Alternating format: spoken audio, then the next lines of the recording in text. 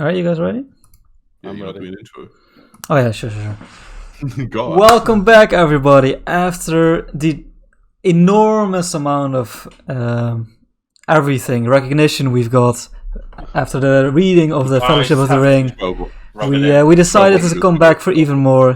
For an encore, the Two Towers. So here we go. I want to An even longer movie, I think. Really? Oh, snap.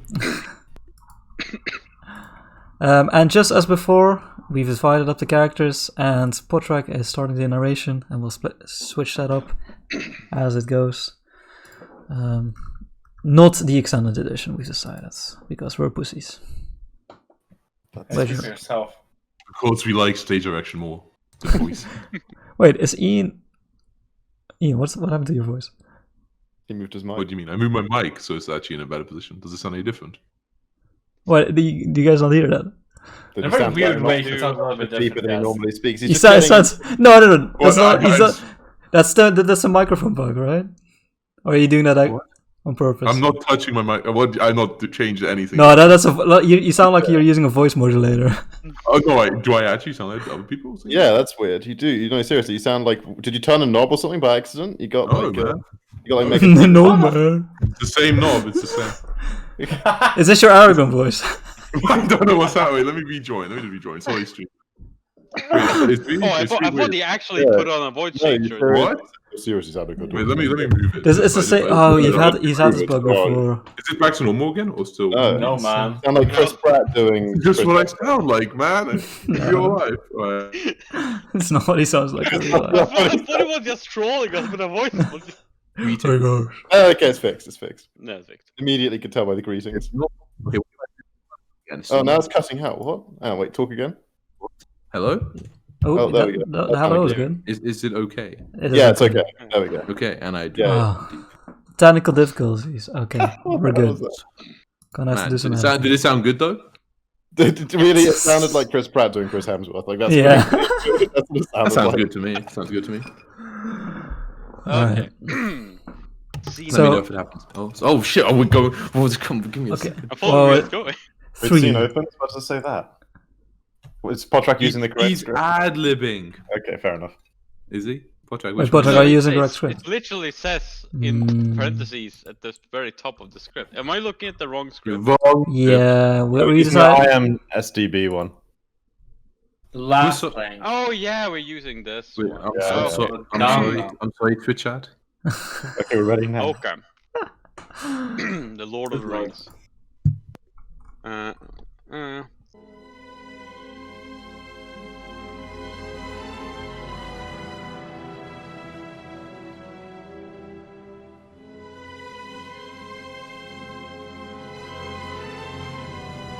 Camera pans over the misty mountains as voices drift in from the background. You cannot pass. See you, Jack. Gandalf! I am the servant of the secret fire, wielder of the flame of Arnor. Camera pans closer to the mountainside. Ah, go back to the shadow.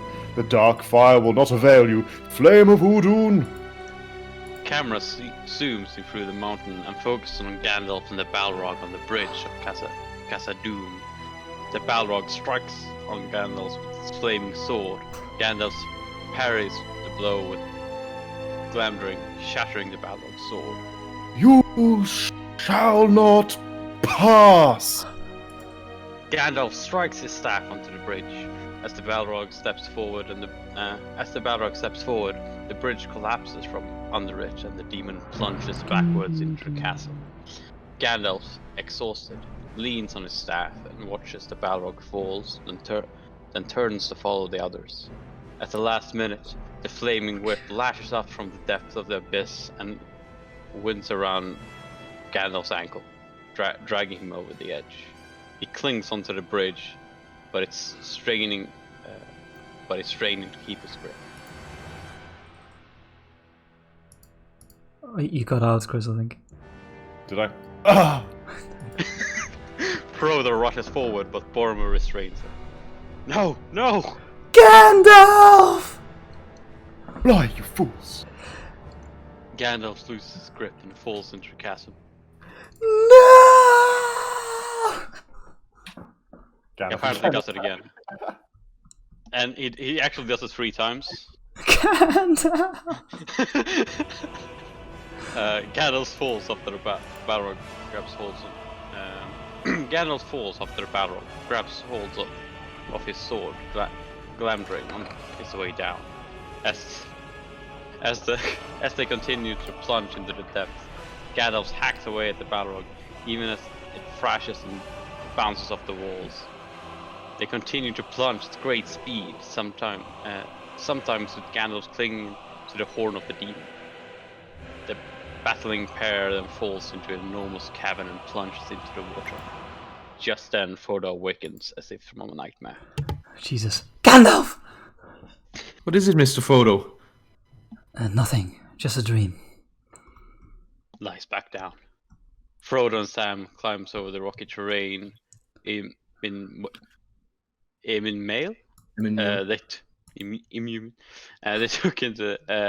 into the distance of the mountain of fire.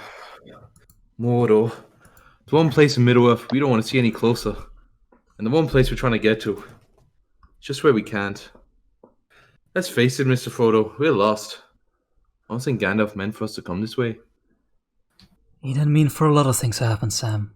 But they did. Suddenly, Frodo feels and sees the eye zooming in on him. He gasps and pants as he backs away. Mr. Frodo? It's the ring, isn't it? It's getting heavier. Frodo clutches the ring by his chest and sits down, still panting. He then fumbles for his water bottle and takes a sip. What food have we got left? Well, let me see. Sam takes out the package of lembas bread from his pack. Oh yes, lovely. Lembas bread. And look! He digs deeper into his pack. More Lembas bread. Sam shows another package. Oh Then baby. Good stage He then direction. breaks off a piece and tosses it to Frodo, and munches on a piece himself. I don't usually hold with farm food, but it's our stuff. It's not bad. Frodo smiles. Nothing ever dampens your spirit, does it, Sam? Sam smiles back, and then looks ominously towards Mordor. Those rain clouds, mate. They continue trekking through the difficult terrain, often huddling underneath their cloaks. Sam looks around. This looks strangely familiar. It's because we've been here before. We're going in circles. Ah, what's that horrid stink? I want this nasty bog nearby. Can you smell it? Yes, I can smell it. We're not alone. Frodo and Sam are the fucking parentheses up here. Frodo and Sam are sleeping. A dark shape appears on top of the cliff. The creature Gollum has appeared and is making its way down to the hobbits. Tom's so ready. Oh baby. The thieves! The thieves! The filthy little thieves! Where is it? Where is it? They stole it from us! My precious! Gollum creeps closer and closer. Curse them! We hate them! It's ours! It is, and we want it! God, those S's. Born to play the part. Born to play it. Gollum reaches out his hand towards the hobbits. Suddenly, the hobbits spring up, grab hold of Gollum's arms, and pull him down. Amidst the struggle, Gollum wriggles loose and leaps onto Frodo. As Frodo falls back, the chain and the ring around his neck is revealed, and Gollum jumps straight for the ring. Sam tries to grab at him, but it's knocked away. Gollum now jumps on top of Frodo and tries to reach for the ring, even as Frodo grabs his hand and tries to push him away. Gollum's cheeks puff with exertion as he struggles with Frodo, his enormous eyes fixed on the ring. Sam grabs hold of Gollum again and tears him away from Frodo. Gollum then turns around and bites Sam on the shoulder. Wriggle goes around and claps his arm around Sam's neck and legs around his waist in a death grip. Frodo unsheathes the sting and holds it to Gollum's throat. This is Sting. You've seen it before, haven't you? Gollum. Release him or I'll cut your throat. Slowly, Gollum loosens his grip on Sam, and as the latter disentangles himself, Gollum wails. In the next scene, Gollum is being dragged with Sam's elvish rope around his neck, wailing and writhing in pain. It burns! It burns us! It freezes! Nasty elves twisted it! Take it off us! Quiet, you! Sam tugs fiercely at the rope. Gollum cries some more and collapses onto his back. Sam turns to Frodo in dismay. It's hopeless. Every Oaken Mortar's gonna hear this racket. Let's just tie him up and leave him. No! That would kill us! Kill us! It's no more than you deserve. Maybe he does deserve to die. But now that I see him, I do pity him. We'd be nice to them if they'd be nice to us. Take it off us. We swears to do what you want. We swears. There's no promise you can make that I can trust. We swears to serve the master of the precious. We swears on the precious. Gollum. But that's when you go. Yeah, come on, Tom. Don't kill your throat, Tom. There's no Oh yeah, the ring is treacherous. It will hold... What? It will hold you to your word? Yeah, don't make him keep it promise. Well, it will hold you to your word. Yes, on the precious. On the precious. In. Oh, sorry. I don't believe you. Gollum backs away, frightened, and climbs onto a boulder. Get down! I said down! Sam jerks strongly on the rope as Gollum tries to get away from him. He crashes into the ground, choking. Sam! He's trying to trick us. We let him go, he'll throw us in our sleep. Gollum lies panting, holding his throat. Backs away, frightened, as Frodo approaches him. You know the way to Mordor? Yes. You've been there before. Yes. Frodo reaches out and takes the rope noose off Gollum's neck. Gollum seems surprised and revealed. You will lead us to the Black Gate. Gollum scrambles off in the direction of Morannon, and the Hobbit follows in his wake. You wanna Chris, change? I think, yeah. Yeah, I can. Okay, I've got a bit of. Oh no, Mary says nothing here. Oh, that's easy. Yeah. Poor Mary. Okay. A band of Uruk-hai marches across the plain, with two hobbits bound to the backs of two Uruk-hai. Pippin tries to call to Merry, who is unconscious with a gash on his right brow. Merry? Merry? He receives no response. Suddenly, an Uruk-hai puts up his hand and signals a stop. What is it? What do you smell? Man, flesh! Aragorn. They've picked up our trail. Let's move. The Uruk-hai quicken their pace. Pippin struggles to reach his elven brooch with his teeth. He then tears it off his cloak and drops it onto the ground. A foot stomps onto the brooch, but it remains unbroken and visible on the grass.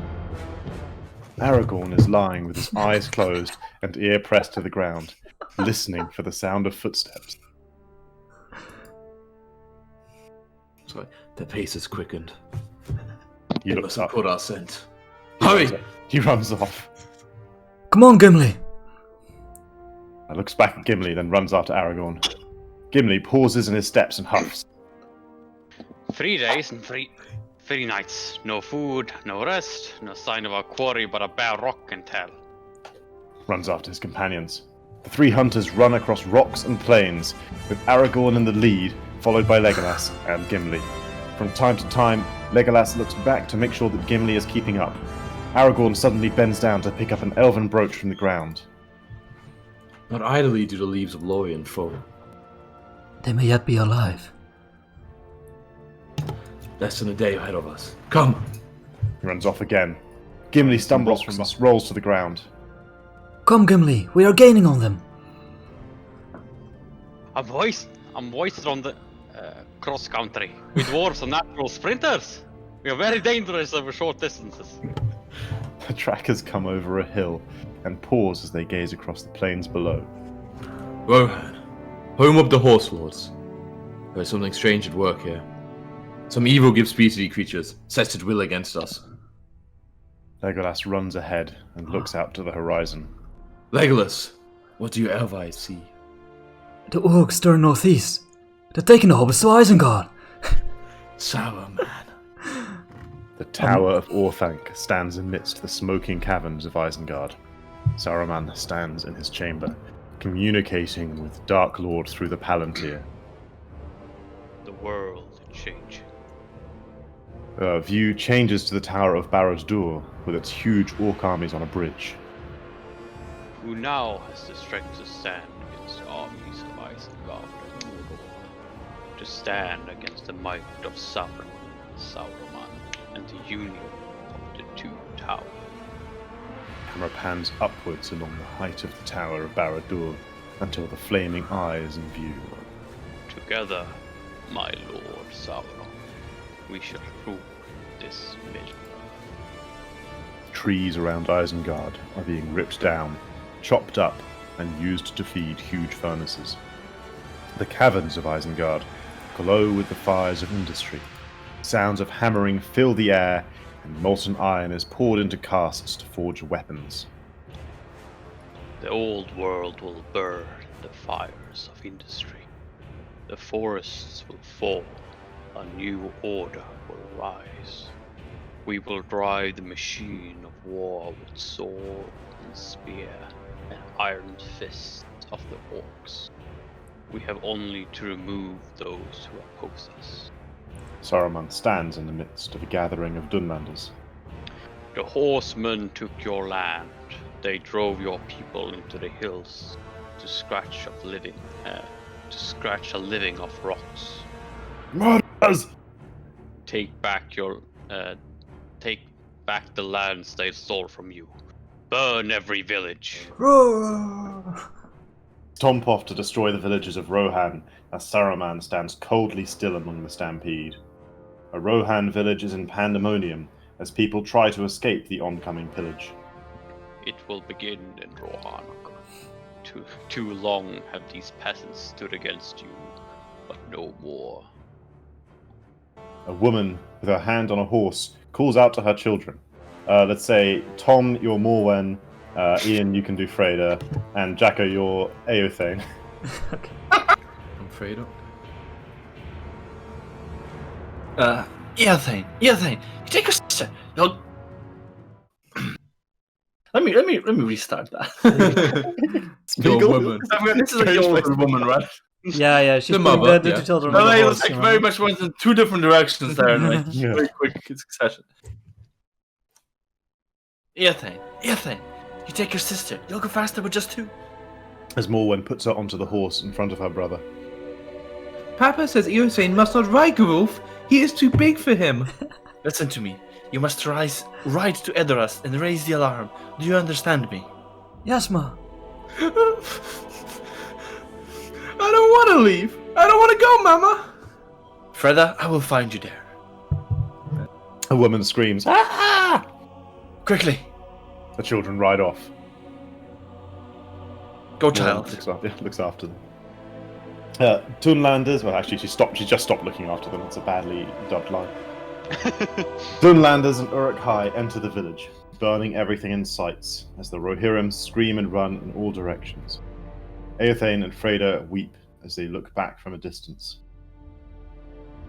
Rohan, my lord, is ready to fall. A group of horsemen ride to Edoras. Éomer is in the lead, carrying a gravely wounded Theodred. Éowyn runs hastily up the stairs to the Golden Hall and enters a bedchamber. She runs to the bed. Theodred! Theodred seems to hear her call, but is unable to respond. He has a bloody gash on the side of his head. Éomer nods to Éowyn in the direction of Theodred's torso. Éowyn draws back the covers, and upon seeing Theodred's fatal wound, her lips tighten and eyes close. She looks up to catch Éomer's eye.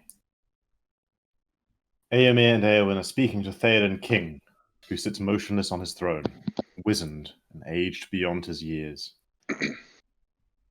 Your son is badly wounded, my lord. Tom, you're Who's it? Oh, you're Eomer and Grima here, by the way, Tom. Grima, Yeah. Oh shit. He was ambushed by orcs. If we don't defend our country, Saruman will take it by force. Fucking missed here. That is a lie! Appearing from the shadows. Saruman the White has ever been our friend and ally. Theoden mumbles feebly. Grima. Grima. Eomer leans down close to the king. My son. Grima. Orcs are roaming freely across our lands, unchecked, unchallenged, killing at will. Orcs bearing the white hand of Saruman. He drops a helmet onto the ground, which topples over dramatically to reveal the white hand, Saruman. Why do you lay these troubles on an already troubled mind? Can you not see?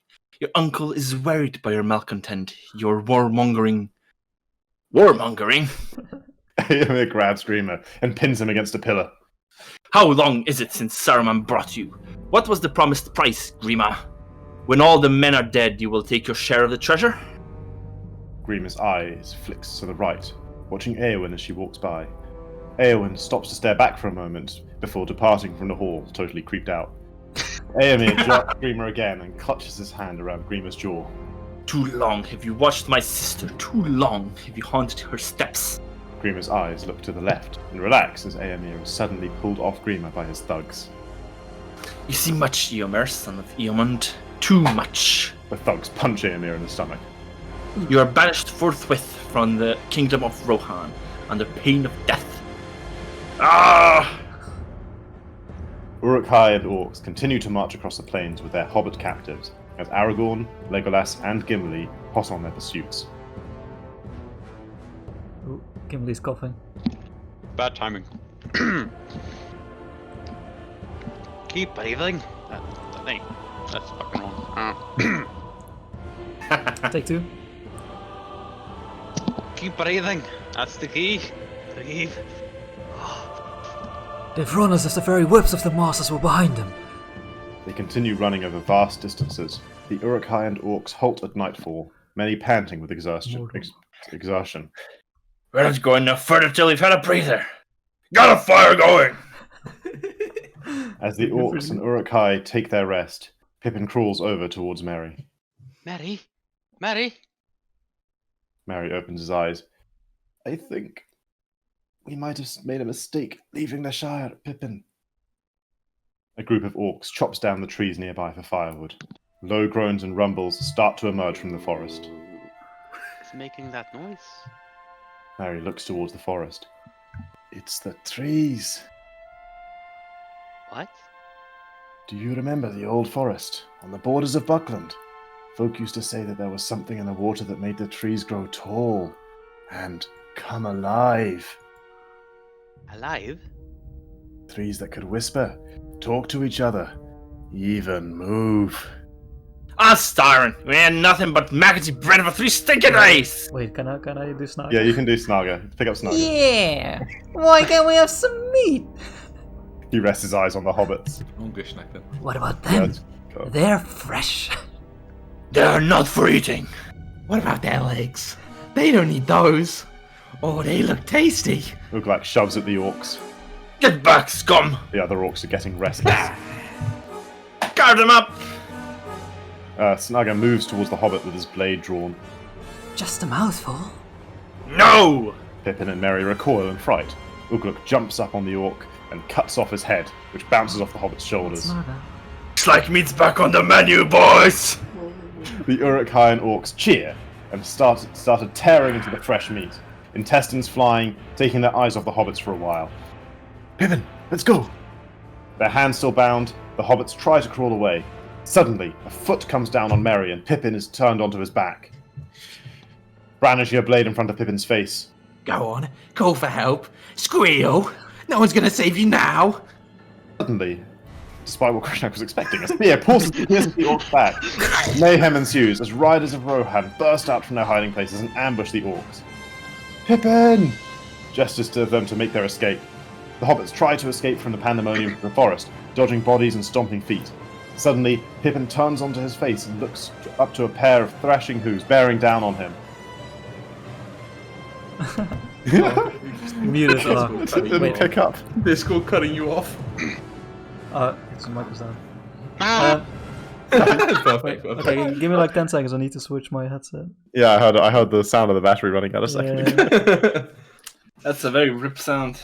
Just charge them, you know? Man, speaking as orcs are so fucking fun. I love it. Those like 3 lines are my favorite I've done so far. But Krishna.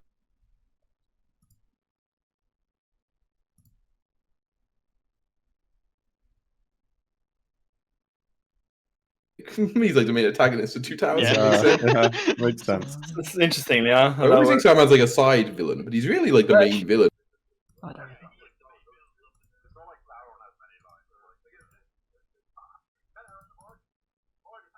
I already had a lot of lines, holy shit.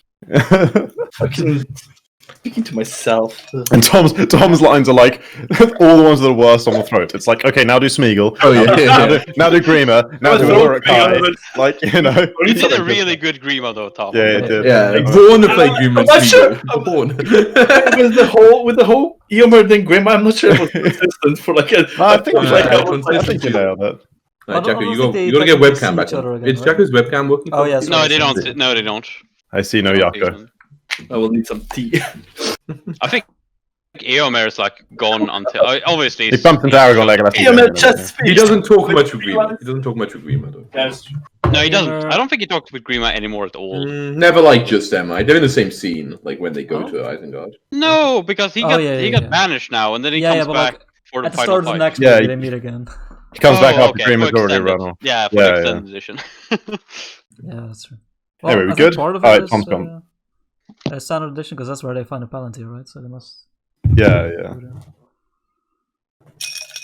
Man, I won't get another drink yet, or I'm going to be smashed by the end. I'll wait till the next drink. I didn't get any alcohol this time. So. Oh my god! Imagine that. I keep like, oh shit! Now I gotta read some narration, so I'm about to take a sip. Like, Yeah, dude, I managed to eat a fucking meal. Dude, luckily I wasn't talking very much just now. I had a late lunch. I'll be fine. Time for Legolas' most useless line of the movie. Oh, this is the best one. I remember my sister fucking fancied Orlando Bloom, and she had the poster that said the Red Sun Rises, Blood Me for the Night, and it was like Legolas. I remembered it. I didn't remember it until you mentioned it. Now it's all But for fuck's sake, they will be only red suns. There will never be a not yet red sun. Oh, the sun is slightly less red, you know. Sometimes it's like orangey yellow. Set you up, know? set up Theoden's speech. But like, there's like the saying. There's sayings. Yeah. What is it? It's like red sun at night, farmers. Not red sun, red moon at night. Not red sun at I night. thought like if it was like the sunset is red, then it's a good thing, and if the sun rises red, it's a bad thing or something. Red sun at night, farmers still like. It's something at night. Maybe you're right. It just seems weird. Red sun at night. Red sun in the morn, farmers mourn. Anyway, Okay, we're all good. Red sky at night. red sky at night. Okay. Yeah, that makes sense. Yeah, so we good. Oh wait, do you want to change? No, wait, no. Chris still doesn't speak much, right? Yeah. Yeah. No, Yeah, But this is already Eomer? Oh god. Not until he gets Yeah, Tuta's good fast. Actually. Gandalf. But Gandalf's almost back. Yeah, Mary can come a bit. Like everyone's got lines. It should be Chris. I'll just- Yeah. You are the narrator. Yes. The 3 hunters are still chasing after the Uruk-hai. It is dawn. Legolas pauses and looks up. A red sun rises. Blood has been spilled this night. Camera pans over the rock and plains, alternating between the band of Uruk-hai and the 3 hunters giving chase. Their trackers hear the sound of horses. Aragorn and company hide behind some boulders. A large group of horsemen appears, galloping quickly with their banners flying. Aragorn comes out of hiding as they pass, followed by Legolas and Gimli. Riders of Rohan, what news from the mark? At a signal from Éomer at the lead, the riders make a quick turn and head toward them, surrounding them in an ever-tightening circle. As they stop, they point their long spears menacingly at them. What business does an elf, a man, and a dwarf have in the rider mark? Speak quickly. Give me your name, Hortmaster, and I shall give you mine. Éomer hands his staff to another rider and gets off his horse. Aragorn puts a hand on Gimli's shoulder. I would cut off your head, dwarf, if it stood but a little higher from the ground. Legolas, in a lightning-fast move, points an arrow at Eomer. You would die before your stroke fell. The riders all point their spears closer at the travellers. After a tense moment, Aragorn pushes down Legolas' arm. I am Aragorn, son of Arathorn. This is Gimli, son of Gloin, and Legolas of the Woodland Realm. We are friends of Rohan, and of Theoden, your king. Sorry, did you guys see that video of Aragorn forgetting Legolas' father's name? I didn't see that, actually. I'll have to look that up after. So, okay, sorry, go. Right, yeah. Theoden no longer recognizes friend from foe. Takes off his helmet. Not even his own kin. The spears are withdrawn. Saruman has poisoned the mind of the king and claimed lordship claimed lordship over these lands. My company are those loyal to Rohan, and for that we are banished. The White Wizard is cunning. He walks here and there, they say, as an old man, hooded and cloaked, and everywhere his spies slip past our nets. We are not spies. We track a party of Uruk-hai westward across the plain. They've taken 2 of our friends captive. The Uruks are destroyed. We slaughtered them during the night. There were 2 hobbits. Did you see the hobbits with them? They would be small, only children to your eyes. We left none alive. We piled the carcasses and burnt them. Points to a smoking pile in the distance. Dead? I'm sorry. Legolas puts a hand on Gimli's shoulder in grief. Eomer turns and whistles. Hussafel, Arad, 2 horses move up. may these horses bear you to better fortune than their former masters. Farewell. Eomer puts on his helmet and gets back on his horse. Look for your friends, but do not trust to hope it has forsaken these lands. We ride north. Aragorn, Legolas, and Gimli look on as the riders go off. They then ride toward the burning carcasses. Gimli starts to shift through the smouldering pile and pulls out a charred belt and dagger sheath. It's one of their wee belts. Oh god. Legolas, with his head bowed and eyes closed. Eowith, Abonath. Wait, do we Elvish? Yeah, we always read. Yeah. Always. May they find peace and death. Aragorn kicks a helmet, breaking his toe, and yells. He falls to his knees. We failed them. Aragorn looks to the side as some tracks catch his attention. A hobbit lay here. And the other. Flashback. Pippin yells as he looks up at a pair of thrashing hooves bearing down on him. He rolls over, avoiding the hooves. They crawled. Aragorn starts to follow the tracks, with Legolas and Gimli behind him. Flashback again. Merry and Pippin crawl frantically away from the battle. Their hands were bound. Merry rubs his bonds furiously against the sharp edge of a weapon. Their bonds were cut. Aragorn holds up a broken length of thick rope. They ran over here. They were followed. Their hands freed, the hobbits run away from the battle scene, dodging under a horse and trying to stay out of harm's way. As they flee, Grishnak grabs Pippin by the belt and clings on. The belt! Pippin undoes his belt, and Grishnak is left holding it. Run! The tracks lead away from the battle. They break into a run, then stop. Into Fangorn Forest. 3 looks up into a dense, dark forest. Fangorn. What madness throw them in there? Wow. Scene moves. Does someone else want to narrate here? Got a bit of Merry Yeah, I coming can up do a little bit. Yeah. We got Merry, we got Treebeard, we got Pippin, we got Grishnak. Tom, by the way, great Eomer. Thanks. Yeah. I've been watching some The Boys, and I've got the. I'll do that for next time. Well, he's got a bit of a different accent in the And everywhere. Yeah, well, Slip past our net. Close enough to the actor, you know? Okay. We are not cunts. We chase a band of Uruk-hai across the plains. Sorry, I'm just. Scene moves from the trackers into the nighttime chase of Merry and Pippin. The hobbits run into the Fangorn, seeking to lose the pursuing orc. They'll collapse onto the ground, out of breath. Did we lose them? I think we lost them. Suddenly, Krishnak appears from behind the trees, brandishing a blade. I'm gonna rip out your filthy little innards! Come here! Merry and Pippin run and hide behind a tree. Trees! Climb a tree! Pippin and Merry quickly scramble up a tree each. Merry looks around and then sighs in relief. He's gone. Suddenly, Merry is pulled by his legs and falls to the ground. Krishnak leans over him with a menacing blade. Merry tries to kick him off, but to no avail. Merry! Pippin looks down in horror, but as he turns his head, he spots a pair of gleaming yellow eyes blinking into the tree he's clinging to. The tree starts to move and grow. Oh.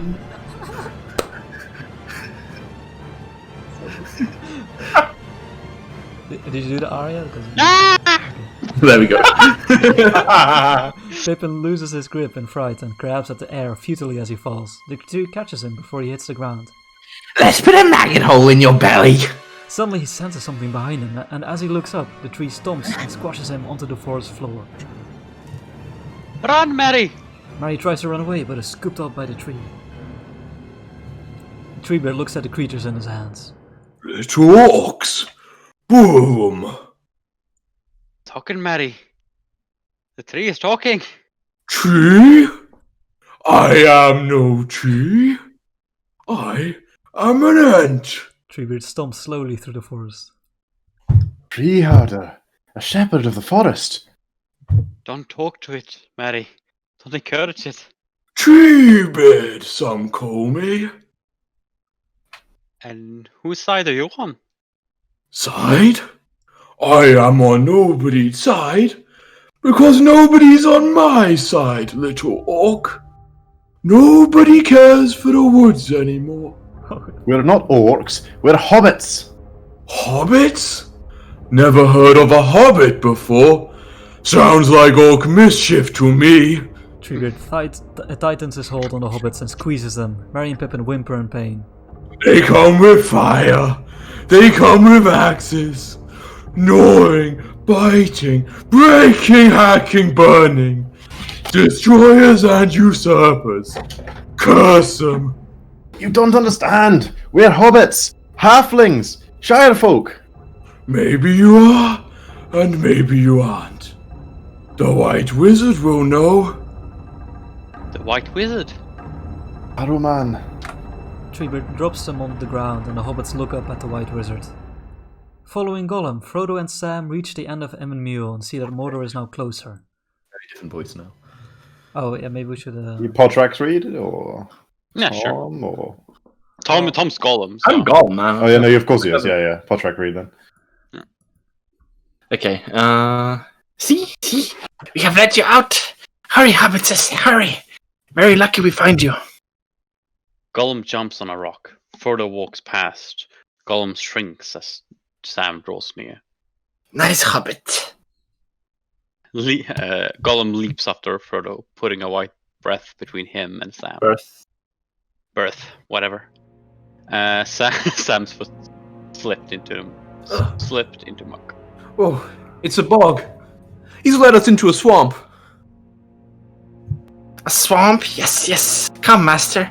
We will take you on safe paths through the mist. Come, hobbits, come. We go quickly.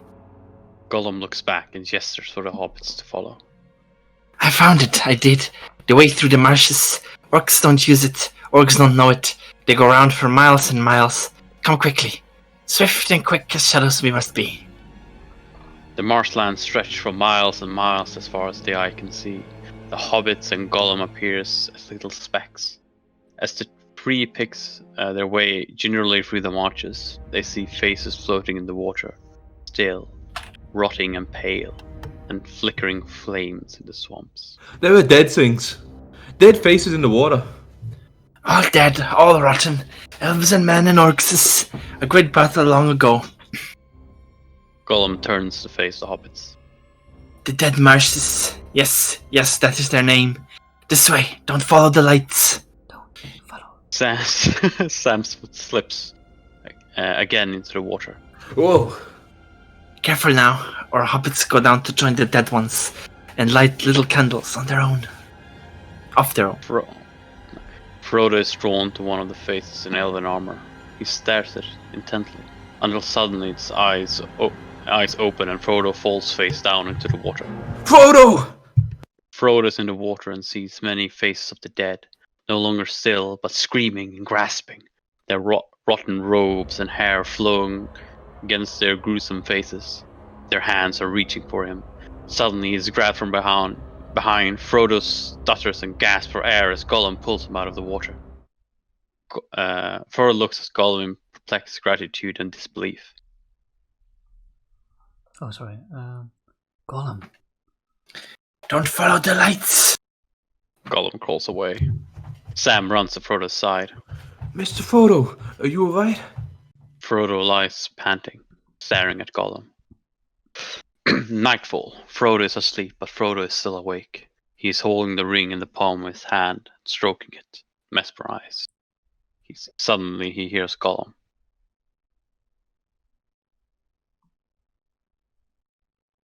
Gollum! So bright. So bright. So beautiful. Frodo quickly puts the ring back inside his shirt. He looks up to see Gollum crouching away from him, stroking the center of his palm. Precious.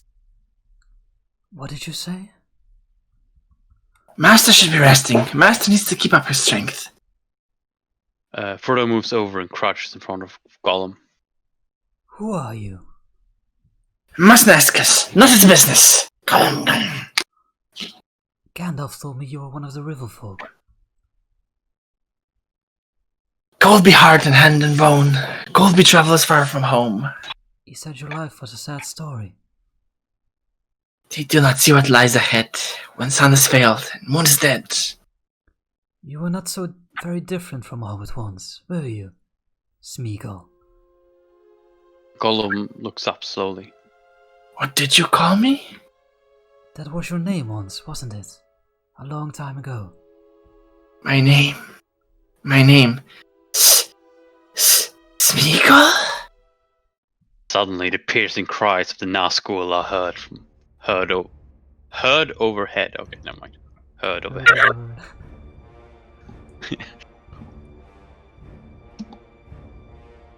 Do it again. Oh, we can. Heard it.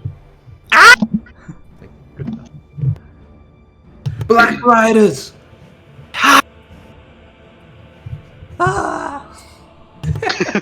Suddenly Frodo feels the pain of the Nazgul swords piercing him, and the call of the ring. Images of the ring race comes to him in flashes. Come on, Frodo, come on! Frodo continues to clutch the ring on his chest, immobilized. Sam drags Frodo across the hide beneath some bramble bushes. The Nazgul appears, tightening his hold on his reins. Camera then shows him riding a fell beast, swooping down across the marshlands. Chilling screams of the Nazgul fill the air. Quick! They will see us! They will see us! I thought they were dead. Dead? No, you cannot kill them, no. A loud screech from the Nazgul flying high above the marches. Gollum's cowering. Wraiths! Wraiths on wings! They're calling for it! They're calling for the precious! Frodo feels the call of the ring and gropes for his necklace. Sam sees this and grabs hold of Frodo's hand. Mr. Frodo, it's alright. I'm here. The Nazgul continues to circle overhead and then flies towards Mordor. Hurry, hobbits! The Black Gate is very close. Scene returns to Fangorn Forest. Chris does it, maybe? I'm about to Oh, you come got in it. a big way. Gandalf, oh yeah, I forgot Gandalf showed the first one. Legolas talks to Lee. I guess Tom. Tom? Oh, Yeah, I guess Tom. Tom. Tom for sure. Tom doesn't have anything. Okay. Scene returns to Fangorn Forest. Gimli fingers a dark stain on a leaf and brings it to his mouth. Orc blood. Orc These- blood. These are strange tracks. The air is so close. The air is so close in here. This forest is old. Very old. Full of memory and anger. Groans reverberate through the forest and Gimli raises his axe. The trees are speaking to each other. Gimli whispers. Oh, sorry. Gimli. Huh?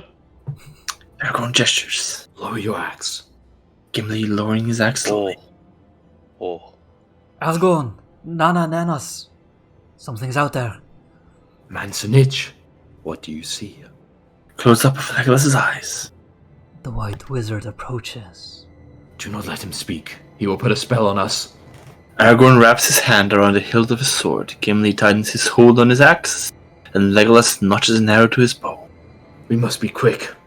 With a yell, the three swing around to attack. Gimli's axe and Legolas's arrows are deflected. Aragorn drops his sword as it becomes red hot in his grasp. They shield their eyes with their hands from the bright light emanating from the White Wizard. Stupid high initiative. What is this? Is this Stupid Gandalf heat or metal is OP, this, you know. Uh, That's why they mix the two voices at this Yeah, point, right? So exactly. Podrick and I should try and sync up, but that's hard. Exactly the same time. Here we go.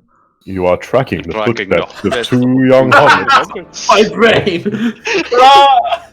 Where are they? They passed this Ah, way Streetway. the day before yesterday. Yesterday. They met someone they met did someone not did expect. Does that comfort you? Who are you? Show yourself. The bright light dims, revealing Gandalf, all dressed in white. The three are astounded. Legolas and Gimli bow. It cannot be. You fell. Through fire and water. Flashback. Gandalf is battling the Balrog atop Durin's tower. From the lowest dungeon to the highest peak, I fought with the Balrog of Morgoth. Gandalf holds up Glamdring, and a flash of lightning strikes it before he plunges the sword into the Balrog. With a final cry, the Balrog falls from the peak and lands, smoking onto the icy mountainside. Until at last I threw down my enemy and smote his ruin upon the mountainside. On top of the mountain, Gandalf crawls a bit and then collapses. Darkness took me, and I strayed out of thought and time. Camera zooms in Gandalf's eye and enters an amorphous realm of stars and galaxies, ending in a blinding white light. Stars wheeled overhead, and every day was as long as a life age of the earth. But it was not the end. I felt life in me again. Camera zooms out from Gandalf's eye, lying naked and very still. His hair has turned white and wounds are completely healed. He suddenly shudders with a deep gasp and pants as life returns to him. I've been sent back until my task is done. Gandalf. Gandalf? Yes, that is what they used to call me. Gandalf the Grey. That was my name. He smiles. Gandalf. With a twinkle in his eye, I am Gandalf the White, Aragorn grins. and I come back to you now at the turn of the tide. They walk through the forest, with Gandalf leading the way, now wearing a grey cloak over his white robes. One stage of your journey is over, another begins. War has come to Rohan. We must ride to Edoras with all speed. Outside the forest, Gandalf whistles piercingly. Soon an answering neigh is heard, and a white horse appears from the plain answering the call. Oh, that is one of the mirrors. Unless my eyes are cheated by some spell. The horse comes round to stop in front of Gandalf. Shadowfax. Gimli bows in the background. Apparently. He's the lord of all horses, and he's been my friend through many dangers. The three hunters and Gandalf ride across the plains to Edoras. I think we swap now, because I've got the column. Oh yeah. I guess I could again? Yeah, Podrick, I guess. Yeah, seems good. Okay, I'm just gonna Back at Fangorn. Back at Fangorn. Treebeard is walking through the forest with Merry and Pippin sitting on his shoulders. My home lies deep in the forest, near the roots of the mountain. I told Gandalf I will keep you safe, and safe is where I'll keep you. The trees have grown wild and dangerous. Anger festers in their hearts. They will harm you if they can. There are too few of us now, too few of our Ents left to manage them. Frodo and Sam are climbing a high rock overlooking Morannon. The Black Gate of Mordor. The enormous Black Gate comes into view with orcs patrolling and standing guard on the towers and atop the walls. From From the right, an army of Easterling soldiers is marching through the Black Gate. Oh, save us. My old gaff would have a thing or two to say if he could see us now. Master says to show him the way into Mordor, so good Smeagol does. Master says so. I did. Orcs are patrolling the Black Gate. That's it then. We cannot get past that.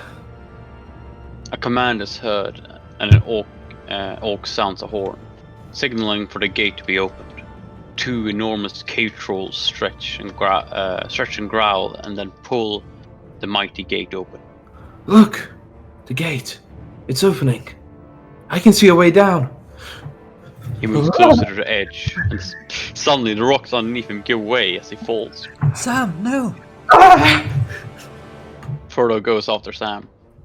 Master! 2 Eastern soldiers see the streams of dust coming down the cliff made by Sam and Frodo. They move away from the troop to investigate. Frodo reaches Sam, who's stuck in the scree, as the Easterlings move closer and closer. Frodo throws his elvish cloak over himself and Sam. The soldiers now directly in front of them, but their eyes see nothing but rock. Frodo and Sam peer from underneath the cloak. The soldiers soon leave, and after a moment, Frodo throws back the cloak and pulls Sam out. I do not ask you to come with me, Sam. I know, Mr. Frodo. I doubt even these elvish cloaks will hide us in there. Yeah, prepare to make a run for the I'm gate. so just like, let's book it. Now! Gollum pulls them back. No! No, Master! They catch you! They catch you! Don't take it to him! He wants the precious! Oh, he's looking for it. The precious is waiting to go back to him, but we mustn't let him have it. Frodo tries to make a run for it. No! Gollum pulls Frodo back again. There's another way, more secret, a dark way. Why haven't you spoken of this before? Because Master did not ask. He's up to something. Are you saying there's another way into Mordor? Yes, there's a path and some stairs, and then a tunnel. Frodo and Sam watch the Black Gate closes. Gollum is stroking Frodo's arm and burying his face in his cloak. He's led us this far, Sam. Mr. Frodo, no! He's been true to his word. No! Lead the way, Smeagol. Good Smeagol always helps. Frodo follows Gollum as Sam stares after him in disbelief. On the plains of Rohan, Gandalf, Aragorn, Legolas, and Gimli stops at Edoras. Stops as Edoras comes into view, and now I probably should. Yeah, I've just done a bit of a doom scrolling. Well, there's basically no there's no Legolas and like literally one line of Aragorn. So either of Jack or Ian would be a You haven't reasonable really choice. done it yet, right? I haven't done it yet. I'll do it. Sure. Okay, so on the plains, right? Okay. On the plains of Rohan, Gandalf, Aragorn, Legolas, and Gimli stop as Edoras comes into It view. feels bad that Gimli's name always comes last time. It's always like, you know, it's never Gimli, Gandalf, Aragorn, and Legolas. They do it in terms of This is legacy. small. Edoras and the golden horde of Meduseld. There dwells Theoden, king of Rohan, whose mind is overthrown. Saruman's hold over King Theoden is now very strong. In the hall, Eowyn is kneeling before Theoden, holding his I hand. really can't. God damn it, I can't do female voices. Do it. My lord, Oh, it's your perfect. son, he is dead. My lord? Uncle? Theoden just sits and stares ahead, his eyes clouded and unseeing. Do not go to him. She weeps. Do nothing. The scene returns to Gandalf and company. Careful what you say. Do not look for welcome here. They ride on towards Edoras. At Edoras, Eowyn is weeping at the dead Theodred's bed. She kisses his hand. Grima appears at the door. Oh, he must have died sometime in the night. What a tragedy for the king to lose his only son and heir. He sits on the bed and puts a hand on Eowyn's shoulder. I understand his passing is hard to accept, especially now that your brother has deserted you. Eowyn jumps back and throws off Grima's hand. Leave me alone, snake. Grima rises from the bed and moves ever closer to Eowyn. Oh, but you are alone. Who knows what you have spoken to the darkness? In bitter watches of the night, when all your life seems to shrink, the walls of your bower closing in about you like a hutch to trammel some wild thing in. He puts a hand on her cheek and moves down to her throat. Not okay. Cancel. Bad touch. Bad touch. So fair, so cold, like a morning of pale spring still clinging to winter's chill. Eowyn and Grima stare at each other intently. Your words are poison. Eowyn runs out of the hole. Weeping, she looks away into the distance. A flag comes off its pole and is carried by the breeze. Eowyn sees riders coming towards Edoras. As Aragorn passes the entrance to Edoras, the flag floats down to land near him. Edoras is silent and somber. Everyone is dressed in black and staring at the newcomers in wary silence. Aragorn looks up at the hall and sees a lady in white standing on the steps. He looks around at more somber people. I thought the flag was complete coincidence, but I guess this thing might be a person just writing this after the fact. Nah, that's in the plan. Yeah, Sure. it's one of two things, right? They either someone like let the flag go because the sun was dead, or like it just sort of spiritually, like, you know, was like, oh no, time to be sad, and fell Yeah. off. I think it's either that it wasn't. I'm pretty sure it wasn't meant to fall next to Aragorn when they Yeah. entered. Well, they didn't aim the flag at But them. like Like, this entire take set is this. made out. Yeah. Following the movie, or Yeah. other than the movie following the script. But like they could have just had the flag go in one scene and then drop an identical Yeah. flag during another scene. For You sure. know? I think. Yeah. Anyway, you'll find more share in a graveyard. Aragorn looks up to the hall again, but the lady has disappeared. The company climbs up the stairs to the hall and is met by guards. Gandalf sees Hammer. Ah, I cannot allow you before Theoden King so armed, Gandalf Graham, by orders of Grim of Wormtongue. Gandalf nods in understanding and signals for the others to surrender their weapons. Aragorn hands over his sword and knives. Legolas gives a little twirl to his knives before handing them over to the guards. Gimli hands over his axe reluctantly. Hammer gestures to Gandalf. Your staff. Gandalf glances at his staff. oh, you would not part an old man from his walking stick. He looks at Hammer innocently. Hammer hesitates for a second, and then gestures that they follow him into the hall. Gandalf gives Aragorn a tiny wink and enters the hall, leaning on Legolas's arm. Grima is leaning down and whispering to Theoden. My lord, Gandalf the Grey is coming. He's a herald of woe.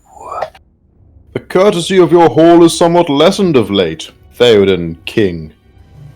As Gandalf approaches Theoden, Aragorn, Legolas, and Gimli pull back and survey the hall and its hostile occupants. A group of men starts to follow their steps with hostility. Grima whispering to Theoden, He's not well. Why He's not should welcome. I welcome you, Gandalf Stormcrow? Theoden looks at Grima for affirmation. A just question, my liege. Grima walks towards Gandalf. Late is the hour in which this conjurer chooses to appear. Less spell, I name him.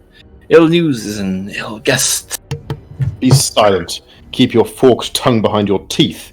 I have not passed through fire and death to bandy crooked words with a witless worm. Raises his staff towards Grima. His staff! Grima backing away from Gandalf while addressing the guards. I told you to take the wizard's staff! The hostile guards attack. Aragorn, Legolas, and Gimli engage him in a fistfight as Gandalf continues to approach Theoden. Gimli tries to go forward, but Hammer holds him back. Theoden, son of Thengel, too long have you sat in the shadows. Grima tries to crawl away unnoticed, but Gimli catches him and pins him to the floor. I would stay still if I were you. Hearken to me. I release you from the spell. Gandalf gestures with his hand. Ha ha ha ha ha. Gandalf opens his eyes in surprise. You have no power here, Gandalf the Grey. Gandalf throws back his grey cloak, exuding brilliant white light. Theoden is thrown back against its seat. Gandalf points his staff towards Theoden. I will draw you, Saruman, as poison is drawn from a wound. Eowyn rushes in. Seeing her uncle threatened, she tries to go to him, but is held back by Aragorn. Wait. Theoden, in Saruman's voice. If I go, Theoden dies. Gandalf moves his staff sharply, and Theoden flies back against the chair again. You did not kill me. You will not kill him. Rohan is mine. Be gone! Gandalf smites Theoden as he lunges at him. Theoden is thrown back into the chair, and the shot changes to Saruman flying backwards from the Palantir, which he used to manipulate Theoden. He lands, landing hard on the floor of Orthanc, bleeding from a gash in his forehead. In the hole, Theoden lets out a moan and slumps forward in the chair. Eowyn runs to her uncle's side as he falls. Theoden's head rises again, and his face begins to change gradually into that of a much younger-looking man. Clarity and recognition return to his eyes. Theoden looks closely at Eowyn. I know your face. Eowyn. Eowyn. Eowyn weeps with joy. Gandalf? Breathe the free air again, my friend. The hall is shown to be filled with light again, as everyone marvels at the rejuvenation of the king. Theoden standing up and looking around him. Dark have been my dreams of late. He looks down at his trembling hands. Your fingers would remember their old strength better, if they grasped your sword. Hammer runs up with its sword. Theoden reaches for it with trembling hands. He wraps his fingers around it slowly, and then draws it, gazing upon the shiny steel. In a corner, Grima trembles and tries to escape, but is called back by Gimli. Suddenly, Theoden's gaze turns to Grima. Grima is thrown out of the hole and down the stairs. Beseechingly to Theoden. I've only ever served you, my lord. Theoden advancing towards Grima, holding the sword firmly in his hand. Your leechcrafts would have had me crawling on all fours like a beast. Grima groveling. Send me not from your side. Theoden raises his sword to kill Grima. Aragorn holds him back. No, my lord. No, my lord. Let him go. Enough blood had been spilled on his account. Grima scrambles to his feet and pushes through the crowd. Get out of my way! Hail Theoden King! The crowd kneels in homage before Theoden. Aragorn kneels also. Grima rides out of Edoras. As Theoden turns to go back into the hall, he looks up. Where is Theoden? Where is my son? A white flower comes into view, held up by a hand. It is released and spirals down to land among similar flowers in front of a tomb. I thought this was extended edition. Okay. Oh no. Symbol main. Ever has it grown on the tombs of my forebears. He looks at Gandalf. Now it shall cover the grave of my son. Alas, that these evil days should be mine. The young perish and the old linger. That I should live to see the last days of my house. Theodred's death was not of your making. No parent should have to bury their child. Theoden starts to weep. He was strong in life. His spirit will find its way to the halls of your fathers. Westulhal Faru, Theodred Faru. Be thou well. Go thou, Theodred. Go. Gandalf turns to go back to the hall and leaves Theoden to grieve in private. He spots two children on horseback. The boy collapses and falls off the horse. Later, inside the Golden Hole, the two children are eating at a table, and Eowyn is with them. They had no warning. They were unarmed. Now the wild men are wooing through the Westfold, burning as they go. Rick, cotton tree. Where's Mama? Shh. This is but a taste of the terror that Saruman will unleash, all the more potent for he is driven now by fear of Sauron. Ride out and meet him head on. Draw him away from your women and children. Gandalf leans forward and puts a hand on Theoden's chair. Theoden looks at his hand warily. You must fight. You have 2,000 good men riding north as we speak. Eomer is loyal to you. His men will return and fight for their king. They will be 300 leagues from here by now. Eomer cannot help us. I know what it is you want of me, but I will not bring further death to my people. I will not risk open war. Gimli takes a bite of his bread as he watches the exchange between Aragorn and Theoden. Open war is upon you, whether you would risk it or not. When last I looked, Theoden, not Aragorn, was king of Rohan. Gimli takes a drink and burps. Then what is the king's decision? The scene shifts to outside Meduseld. Oh, I didn't realize he had so many lines. Yeah, Hammer, busy man. I think he dies in the war cage. Okay. By order of the king, the city must empty. We make for the refuge of Helm's Deep. Do not burden yourself with treasures. Take only what provisions you need. People were moving about, gathering their belongings and preparing to move. Gandalf, Aragorn, Legolas, and Gimli walk towards the stables. Helm's Deep. They flee to the mountains when they should stand fight. Who will defend them if not their king? He's only doing what he thinks is best for his people. Helm's Deep has saved them in the past. They enter the stables. There is no way out of that ravine.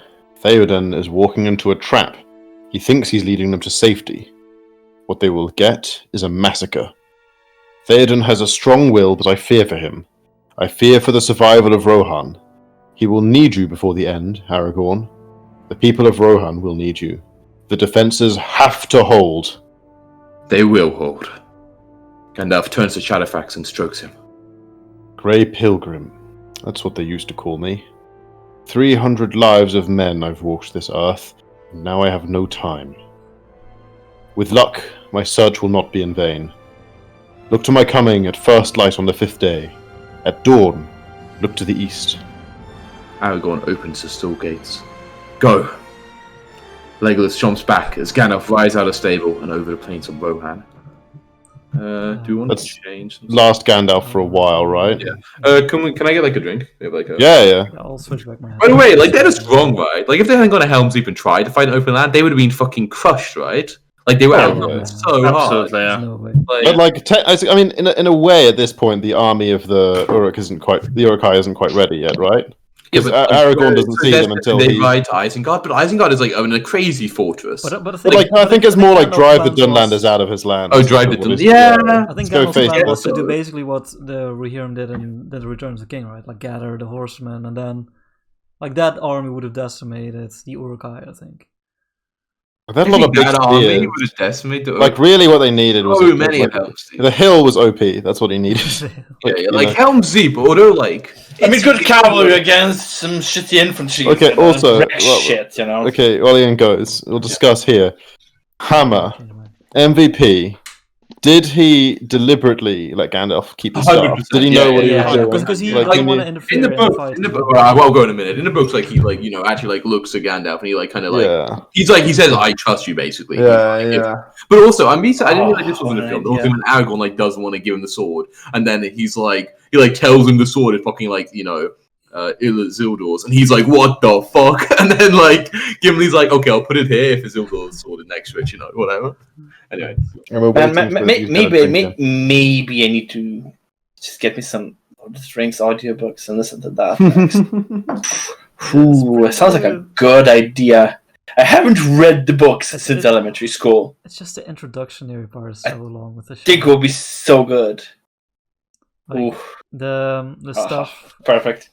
before even Gandalf, right? Like before the party is so long. It's like a few chapters. It Yeah. always stops me. I don't particularly care. Just listening Yeah, at it's work. I mean, It's imagine a bit of a different dynamic. It's the songs that stop me. It's every time I like see like half a page of song and I flip over and the song keeps going down the entire next page and I'm like, oh for fuck's sake, come on, Mr. Tolkien. You don't like songs? Is that? Okay, where are we? We were at Eowyn opens a chest. So I'll read from there. Eowyn opens a chest in which lies a sword. She unsheathes it and begins to practice. She swings around and is met by Aragorn, who blocks her parry. you have some skill with a blade. How do you block a parry? That's not what happened. Just the screenwriter had never played D&D. With a swift move, Eowyn swings her sword and renders Aragorn vulnerable, gaining the upper hand. Yeah, you're right. Yeah, right. Eowyn stepping back and sheathing her sword. Women of this country learned long ago Those without swords may still die upon them.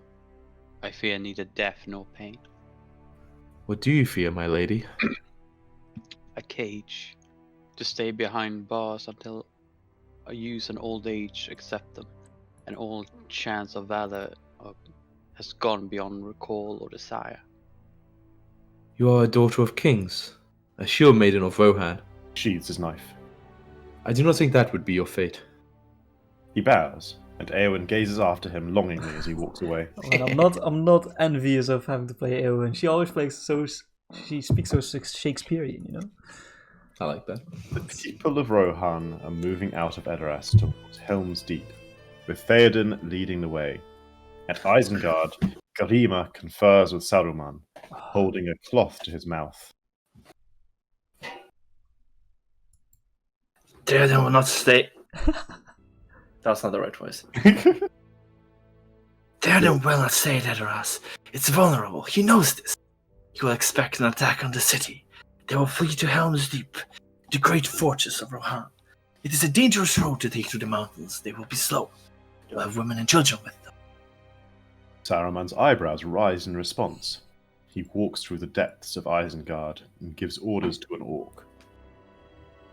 Send out your warg riders. The orc smiles. In a pit behind him, ferocious growls are heard and shadows dance. Gollum is trying to catch... Yeah, shadows dances, exactly. Gollum is trying to catch a fish in the river. He slips and falls, grasping at a slippery fish as he goes. Frodo and Sam follow behind. Hey, Stinker! Don't go getting too far ahead. Why do you do that? What?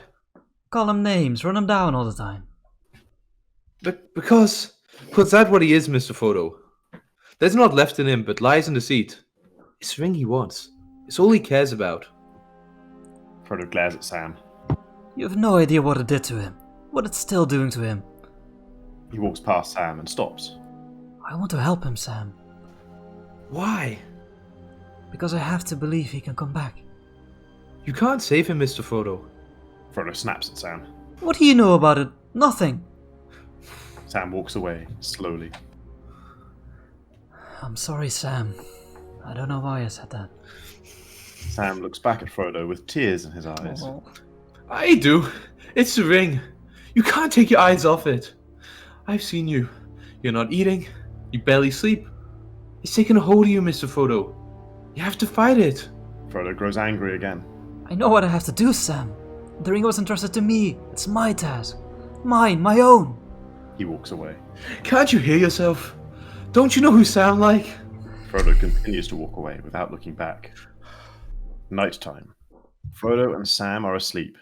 Gollum is crouching in a corner by himself. Oh, good luck, Tom. Oh god, yes. Oh no! A dialogue for the ages. Mm-hmm.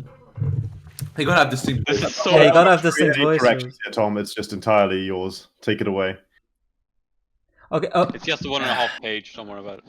if I can give you some advice, maybe. I've seen the movie relatively recently. Smeagol, higher voice. Gollum, lower voice. Good luck, Tom. Happy Toad Gollum. Just destroy your voice a bit more with Gollum. It's fine. Perfect. Yeah, there we go. Okay, let's see. We want it. We need it. Must have the precious. They stole it from us. Sneaky little hobbitses. Wicked, tricksy, false. No, not master. Yes, precious. False. They will cheat you, hurt you, lie. Master's my friend. You don't have any friends. Nobody likes you. Not listening. I'm not listening. You're a liar and a thief. Nope. Murderer. Go away. Go away. I hate you. I hate you. Where would you be without me? Come. I saved us. It was me. We survived because of me. Not anymore. What did you say? Master accepted us now. We don't need you. What? Leave now and never come back. No. Leave now and never come back. Ah. Leave now and never come back. Smeagol pants and then looks around. We told him to go away, and away he goes, precious. He hops around Gone, in joy gone, and does a little gone. dance. Oh, sorry. Smeagol is free. Nice job, Tom. That was Yeah. good. That was probably the hardest thing that anyone Holy else shit. It's pretty fun though. I feel. Good stuff. The next day, while the hobbits were resting, Smeagol comes back with 2 rabbits and drops them onto Frodo's lap. Look, see what Smeagol finds. Frodo looks up at him with bloodshot eyes. He smiles at Smeagol and looks at Sam. Smeagol raises a fist in self-congratulation and dances around. He then picks up one of the rabbits and snaps the rabbits back in front of Frodo. They're young, they're tender, they're nice. Yes, they are. Eat them, eat them. He bites and tears into the raw meat. Sam rushes over and snatches the rabbit out of Gollum's hands, You'll make him sick, you will, behaving like that. holding up the 2 rabbits. There's only one way to eat a brace of conies. A pot of stew is simmering over a fire. Smeagol looking into the pot. What's he doing? Stupid fat hobbit, it ruins it. What's to ruin? There's hardly any meat on him. A faint calling sound catches the attention of Frodo. What we need is a few good taters. What staters, precious? What staters, huh? Potatoes. Boil them, mash them, stick them in a stew. Lovely big golden chips with a nice piece of fried fish. Smeagol sticks out his tongue in disgust. Even you couldn't say no to that. He takes a sip of the stew. Oh, yes, we got spoiled nice fish. Smeagol scrambles up close to Sam. Give it to us raw and wriggling. Don't ever say that He again. makes a sickeningly happy face. You keep nasty chips. He hops away. You're hopeless. Our best lines in the movie, guys. The way you said raw there. Keep me up at night. God damn. Thank you. Frodo follows the source of the sound. Sam suddenly notices that Frodo is no longer in his sight. Mr. Frodo? He goes in search of Frodo and finds him laying down near some bushes, looking at a Haradrim army marching across the land. He moves to lie low beside Frodo. Smeagol also moves in beside Frodo. Who are they? Wicked men, servants of Sauron. They are called to Mordor. The Dark One is gathering all armies to him. It won't be long now. He will soon be ready Ready to do what? to make his war. The last war that will cover all the world in shadow. You've got to get moving. Come on, Sam. Sam suddenly grabs Frodo's arm. Mr. Frodo! Look! It's an Oliphant! Gigantic Oliphants appear, carrying soldiers and supplies on their backs. No one at home will believe this. Smeagol slips away unnoticed. Frodo looks around. Smeagol? Suddenly, pandemonium breaks out from below. The soldiers are being ambushed. Cloaked rangers are firing deadly arrows at the soldiers and Oliphants from behind bushes. One of the Oliphants starts trembling and stomping towards Frodo and Sam, swinging his huge trunk and tusks. Faramir takes aim and shoots at a soldier. He falls from the Oliphant and lands right behind Frodo and Sam, dead. We've lingered here too long. Come on, Sam. Frodo runs right into a Gondorian ranger, who grabs hold of him and throws him on his back. Sam sees Frodo in danger and grapples for his sword. He charges at Faramir, but is grappled by another ranger and thrown down. A sword appears at his throat. Faramir appears behind their hands. Meanwhile, the Rohirrim refugees are heading towards Helm's Deep. Gimli is on a horse, chatting with Eowyn, who is leading it by the reins. Have fun here, Podtrack. Here we go. It's true, you don't see many dwarf women. In fact, they're so alike in voice and appearance, they're often mistaken for dwarf men. Eowyn smiles and looks back at Aragorn. Aragorn gestures and whispers. It's the beards. And this, in true, has given the rise belief there are no dwarf women. The dwarfs just spring out of holes in the ground. Eowyn laughs gaily. I'm not gonna fucking Laugh laugh. gaily. I don't fucking know how you fucking laugh gaily. I don't know you know what gaily means. Happily. Just happily. Yeah. But like more gay happy. Which of course is ridiculous. Whoa! The horse suddenly rears up and gallops away as Eowyn looses her hold on the reins. Gimli falls off after a short distance and lands with a loud thump. Oh. She rushes forward to Gimli. Gimli struggles to get up. It's all right. It's all right. Nobody panic. It was deliberate. It was deliberate. Eowyn helps Gimli up. She laughs as she brushes him off and looks back at Aragorn with the sun behind her and the wind in her hair. That particular moment, Aragorn seems enchanted by Eowyn's light-hearted image. That night, Aragorn could not sleep and smokes his pipe as he thinks of Arwen. The light of the even star does not wax and wane. It is mine to give to whom I will, like my heart. Go to sleep. Flashback. Aragorn is lying on a chaise in Rivendell. I guess a chaise? Yeah, it's a chaise. He's lying on a chaise in Rivendell.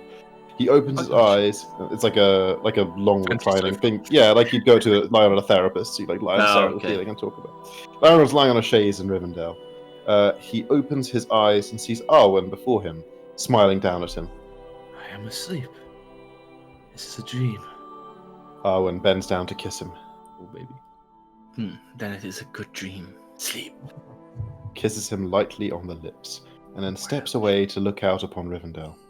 Aragorn closes his eyes for a while, he looks over Arwen. Oh, you're cutting out.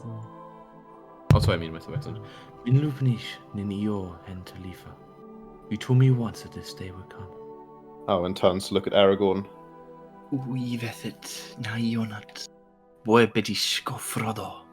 Han Badlin. This is not the end. It is the beginning. You must go with Frodo. That is your path. Aragorn walks over to Arwen. Dorleni Vad Onen.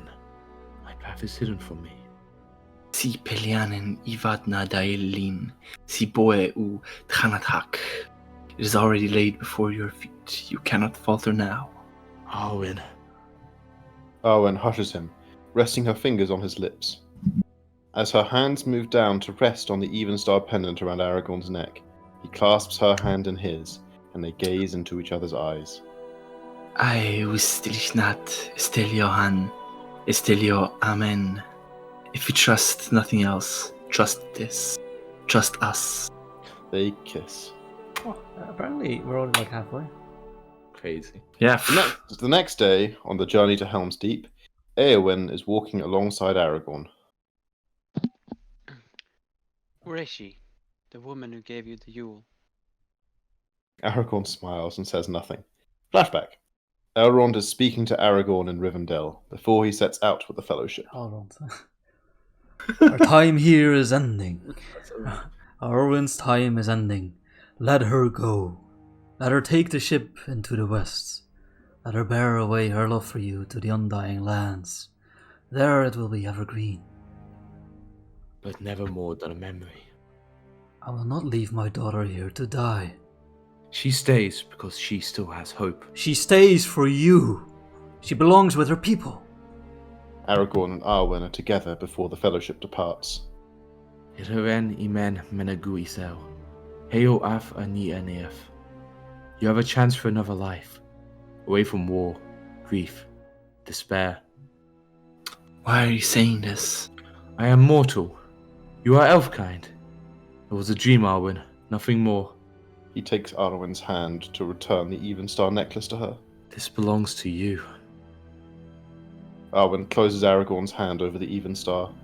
It was a gift. Keep it. The scene shifts back to Aragorn and Eowyn. My lord? Forever the side bitch. She is sailing to the undying lands, with all that is left of her kin. Gambling and Hammer ride to the front. Legolas watches them as they pass. Main character time. Who's gambling? Who's I can take gambling. He is unassigned in the sheet. That's only for a while. he is son of the sheep. What is it, Hammer? Their horses become restless. Hammer looks around. I'm not sure. A warg scout appears on a slope above and charges at them. The warg attacks Hammer and kills him. Oh, wargs!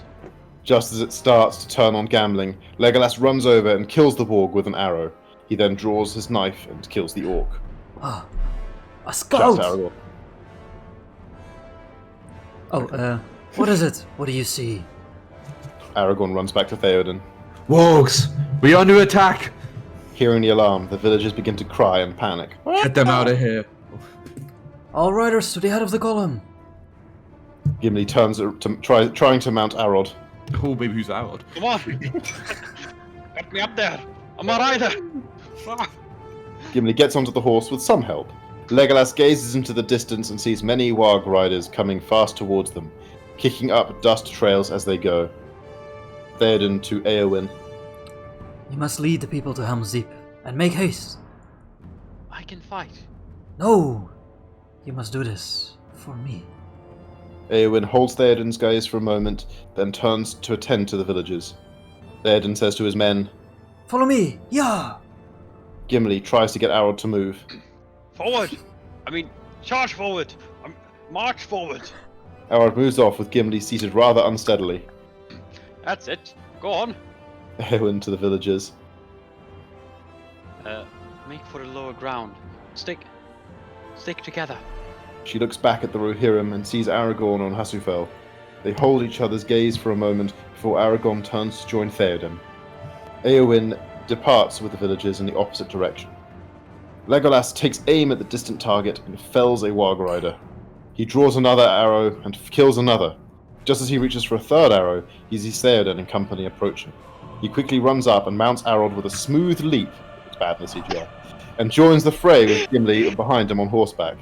He awesome. grabs out and then goes behind, backwards. Yeah. I don't care about the physics, that's sick. Yeah, It's sick. whatever. He's an elf. He's an elf, yeah, exactly. Oh. Charge! The Rohirrim and warg riders crash head-on and the battle begins. Theoden and company hack away at the warg riders. In the midst of the fighting, Gimli falls off Arod. He turns to find a warg growling at him. Bring your pretty face to my axe. Just as the warg leaps at Gimli, Legolas kills it with one shot. Gimli jumps back as the warg falls, outraged. That one counts as mine. As Gimli swings his axe at another warg, it dies and falls onto Gimli, pinning him under. Stinking creature. As he tries to lift the warg off him, an orc leans over them both. Gimli kills him quickly, twisting the neck, and it lands on him also. Gimli sniffs at the orc and makes a face. He tries to lift both the warg and orc off him. Just then, another warg leaps onto him and bares its teeth, ready to strike. Gimli's eyes widen. Oh. Aragorn plucks a spear as he passes on horseback and throws it at the warg. It dies, landing on Gimli and adding to the pile on top of him. As the warg lands on top of Gimli. Oh. Nice. Theoden stabs at a warg rider. Aragorn is knocked off Hasufal and attacked by Sharku. Aragorn tries to kill the warg rider, but Sharku blocks his attempt and grabs Aragorn by the neck, while the latter is half dragged by the warg. In the struggle, Sharku is thrown off and he rips the Evenstar pendant from Aragorn's neck as he falls. Aragorn tries to let go of the warg, but finds his wrist tangled with the saddle straps. He tries unsuccessfully to disentangle himself and is dragged closer and closer to the edge of a cliff at great speed. The warg runs right off the cliff, and they both disappear over the edge. The battle is winding down as the Rohirrim finish off the last few wargs and orcs. Legolas looks around. Aragorn! Aragorn! They come near to the cliff and hear Sharku wheezing and laughing. Gimli stands over the dying orc. Tell me what happened and I'll ease your passing. Tom, I guess? Tom, yeah, for sure. Oh, shit. Shaku. He's dead. Took a little tumble off the cliff. Tom's so good at these voices. He's good at all the evil characters. It's strange. Legolas looks towards the edge of the cliff and grabs Sharku. You lie. Sharku chortles and dies. Legolas looks down at Sharku's fist and finds the Evenstar pendant. He takes it, runs to the edge of the cliff and looks down to see the great drop and rushing waters below, with no sign of Aragorn. Gimli comes to stand beside him. Theoden to his men. Get the wounded on the horses. The wolves of Isengard will return. Leave the dead. Legolas turns to Theoden, an expression of perplexed anger on his face.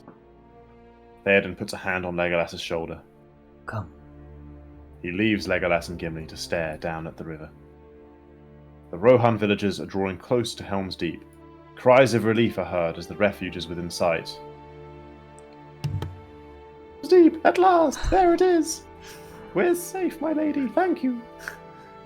Eowyn embraces the woman and they walk on towards Helm's Deep. The gate is opened for the villagers. Many have already taken refuge within and are resting along the passage. Eothane and Freda run towards their mother.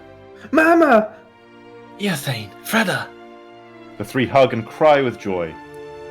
Theoden and company returns from the battle with the Wall Riders. Make way for Theoden! Sire! Fire! Make way for the king! Eowyn rushes down to meet them. As she looks about, So few of you have returned. Theoden dismounts. Our people are safe. We have paid for it with many lives. Gimli goes up to Eowyn. My lady. Lord Aragorn, where is he? Fell. Eowyn is shaken and raises teary eyes to Theoden. The latter looks down and then walks away, confirming her unasked question. I knew it in my soul, but I definitely didn't appreciate how much Gimli and Eowyn talked to each other when we were assigning two roles. I'm like, they're just like besties. More than Arrogant and AoE. Exactly. I've read for a long time. Oh no, Grima's coming up. Is anyone not coming? No, Saruman's there. Is Jacko maybe? I'm Theoden, but... Oh no, you're Theoden. Yeah, okay. I'll just keep going. But who's Ian here? Do it actually. Oh yeah, you do it in. Yeah, you do. Ian could do it, yeah. Well, we say it's at the battlements. Yeah, at the battle. At the battlements. I don't remember the scene at all. Draw all our forces behind the wall. Bar the gate and set a watch on the surround. What of those who cannot fight, my lord? The women and children? Get them into the caves. Theoden walks down the steps and passes through a gate.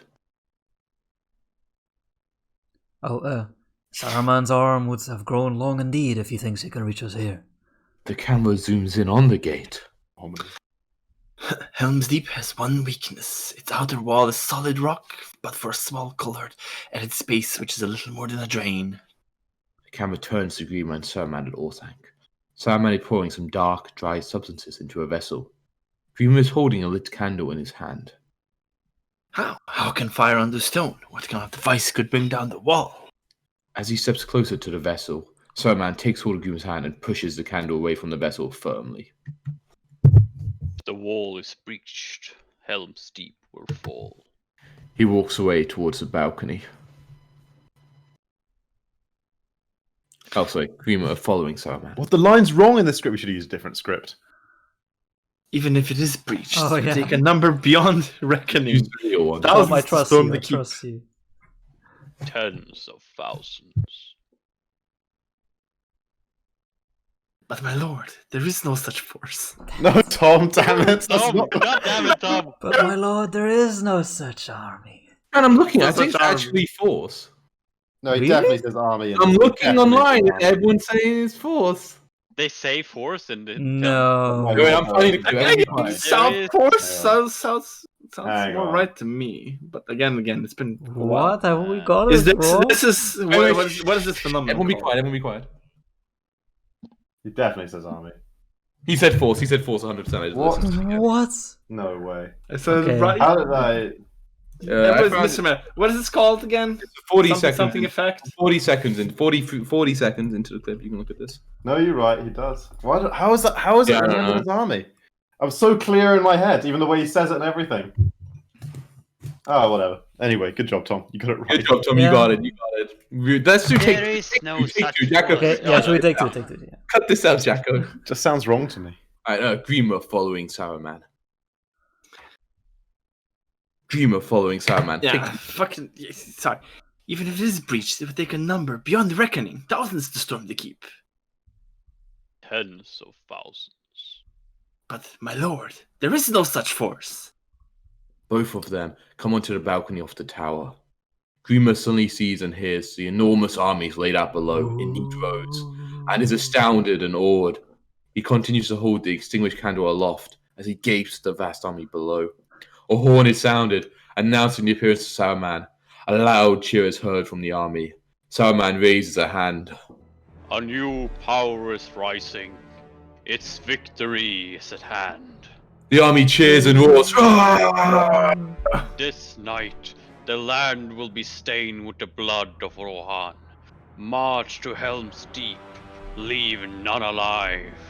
The camera keeps zooming out from the balcony over the incredible size of Saruman's army, past Uruk-hai, spears and banners, and yet more Uruk-hai. The camera focuses it back on Saruman, who then raises his hand in the air. To war! The army cheers and roars even louder. Saruman sneers. There will be no dawn for men. A tear flows down Grima's cheek. The Uruk-hai army begins their march to Helm's Deep. Merry and Pippin are traveling through the forest, carried by Treebeard. We should switch narration. Yeah, but Treebeard only said that one line, then it goes off him again. There's a couple. Says, Just a couple of lines. will And then Aragorn comes Oh. back, though, and then Elrond. Elrond, Arwen, Podtrack is... Oh, well, we're all here I'm somewhere. Trex Galadriel. Tom, maybe No, Tom. you're for Galadriel, Ian. Oh, I'm Galadriel. Right, Tom, go. Why does Elrond have so many seeds? I don't remember this. I do narration. Yeah. No, yeah, but he has to No, care Tom about Arwen. Maybe it's Podtrack. But Do I just have the two Pippins? Yeah, I you only just have the have two Pippins, and then I. Yeah, Yeah, okay. Okay. Look, there's smoke to the south. There is always smoke rising from Isengard these days. Isengard? Two hobbits climb higher on to Treebeard for a better view. There was a time when Saruman would walk in my woods, but now he has a mind of metal and wheels. He no longer cares for growing things. Pippin and Merry are now on top of Treebeard, and they see a massive army moving across the land. What is it? It's Saruman's army. The war has started. Aragorn is floating in the river, unconscious, as he washed ashore and dream of Arwen. Arwen kisses him on the lips. The grace of the Valar protect you. A horse arrives and nudges Aragorn, turning him over and nuzzling him. Vhagar. He grabs hold of Bregar's mane, pulls himself onto the horse, and rides slowly to Helm's Deep. By the way, I don't remember are we going that scene. We never released Bregor in the non-extended edition, right? I don't remember us talking about that scene. I don't remember. There's the scene where like let's go Bregor, right? But I guess it just Yeah. Oh yeah. Yeah, I guess that's not indexed. I guess it's That's just a really random confusing horse then. and not Yeah. in the not yeah. In the I remember watching. They don't mention this is his horse. I think. Yeah. You just assume it's his horse. Yeah. Let's see. Arwen is lying on her bed, deep in thought. Elrond comes into her room. Arwen. Arwen hears him and sits up. Jesus. Taleni Lu. Iche Guana no Valano. Sibaro no Sira. Arwen, it is time. The ships are leaving for Valinor. Go now, before it is too late. I've made my choice. He is not coming back. Why do you linger here when there is no hope? There is still hope. Elrond walks towards the window and looks out. If Aragorn survives this war, he will still be parted. If Sauron is defeated, and Aragorn made king and all that you hope for comes true, you will still have to taste the bitterness of mortality. Whether by the sword or the slow decay of time, Aragorn will die. Arwen sees a vision of her future as Elrond speaks. She is dressed as a queen in mourning garb and looking down upon Aragorn, a crown on his brow, Andril in his hand, and dead. Mourners are walking around the altar, paying their final respects. Arwen weeping. And there will be no comfort for you, no comfort to ease the pain of his passing. He will come to death, an image of the splendor of the kings of men, in glory undimmed before the breaking of the worlds. The body of Aragorn is now cast as a monument in stone. Arwen stands before the monument, veiled and in black. But you, my daughter, you will linger on in darkness and in doubt, as nightfall and winter that comes without a star. Here you will dwell, bound to your grief, and under the fading trees until all the world is changed and the long years of your life are utterly spent. Still veiled in black, Arwen is walking around through the deserted woods of Lothlorien. Lothlorien. Lothlorien. You know There that, we go. Podrick. You know that. Lothlorien. Yeah, now when you say it, I know it. Elrond turning to Arwen. Arwen, there is nothing for you here, only death. The vision ends and Arwen weeps with sadness and fear. Elrond comes to sit beside his daughter and raises a hand to her cheek. Aim Urin Valethlin. Do I not also have your love?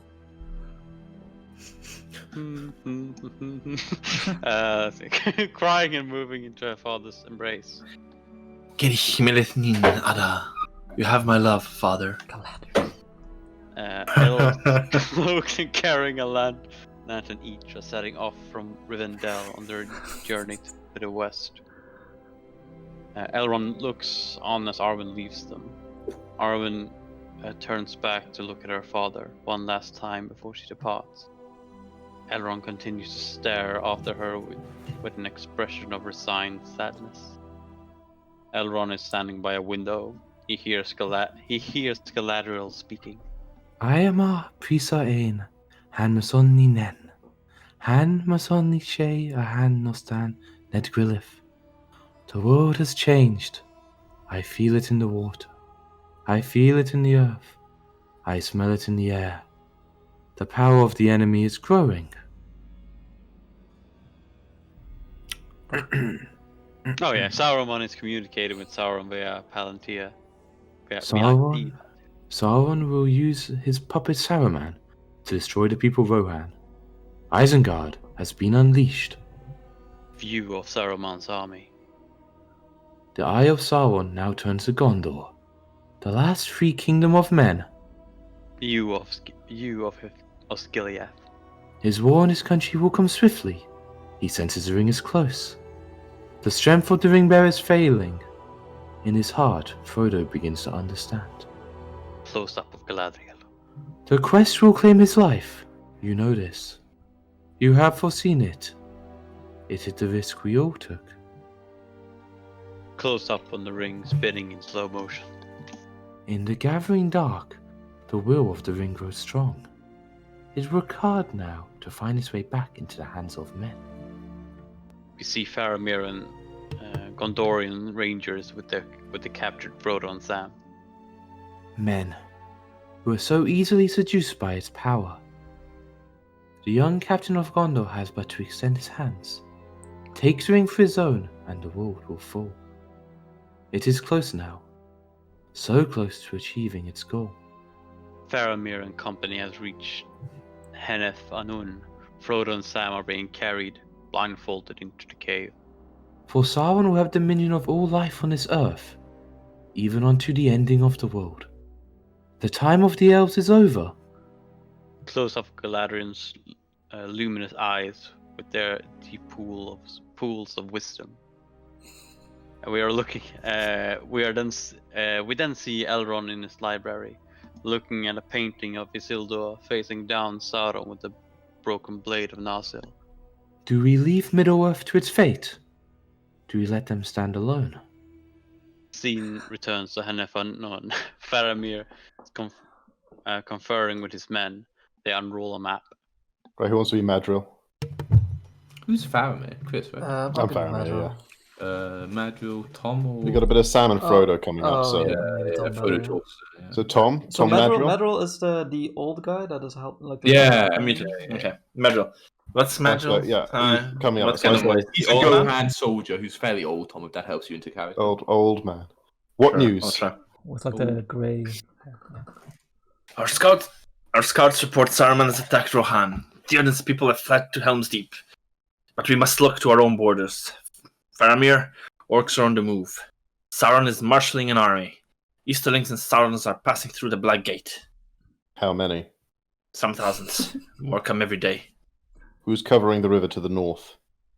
We pulled 500 men in Osgiliath. But if the city is attacked, we won't hold it. Faramir is Saruman. tracing the map. Saruman attacks from Isengard. Sauron from Mordor. The fight will come to men on both fronts. Gondor is weak. Sauron will strike us soon, and he will strike hard.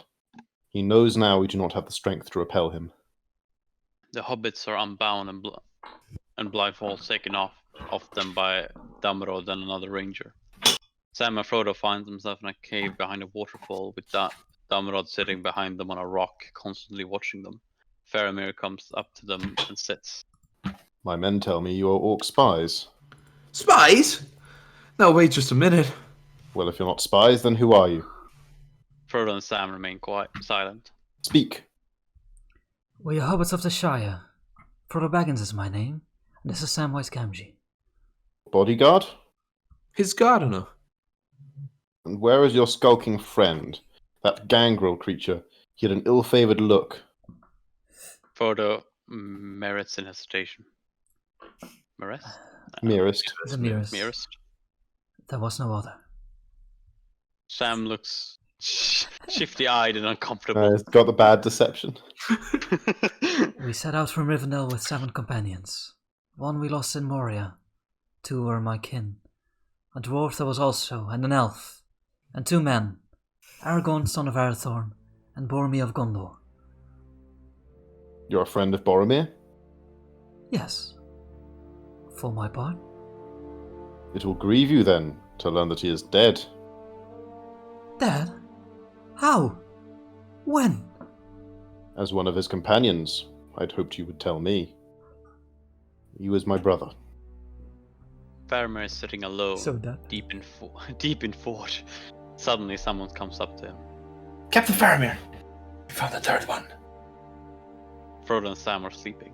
Frodo awakens as Faramir stands before him. You must come with me. Now.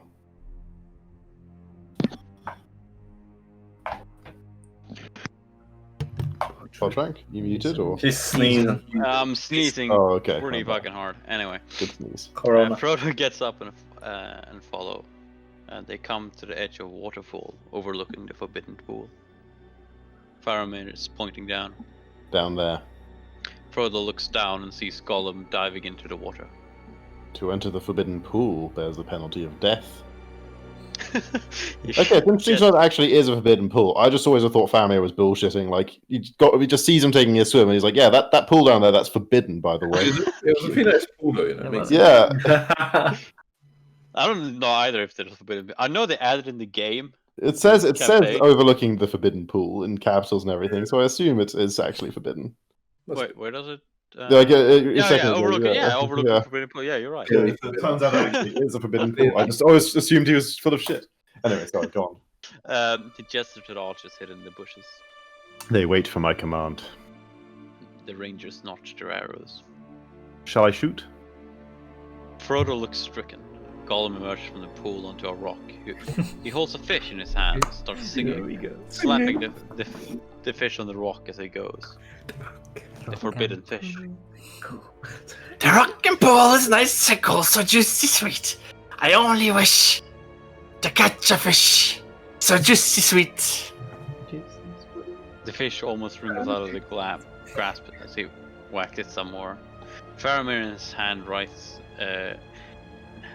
has his hand Raised. Faramir has his hand raised to order his men to shoot. At the last moment, Frodo calls out. Wait! Faramir stops. This creature is bound to me, and I to him. He is our guide. Please let me go down to him. Faramir nods. Frodo descends to the forbidden pool, and approaches Gollum, who's gorging on the raw fish. Smeagol? Gollum turns around Frodo's voice. Master's here. Come, Smeagol. Trust Master. Come. Frodo gestures to Gollum, for Gollum to follow him. We must go now. Smeagol, you must trust Master. Follow me, come on. Come, Smeagol. Nice, Smeagol. That's it. Come on.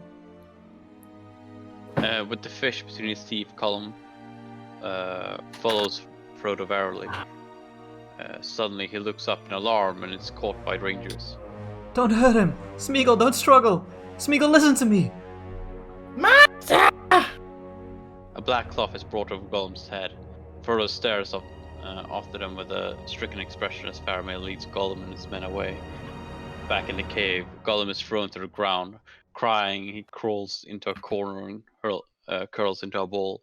He gets a pretty severe beatdown at this point, as I Yeah. recall. Like, he doesn't Yeah, just kind get of thrown to fucked. the- Yeah. he Kick him like gets 3 messed times in the up, stomach like- and stuff. Yeah, he gets like a fucking solid kicking. Like one guy is like holding him, and the other guy is Sorry, go on, Tom. Where are you leading them? Answer me.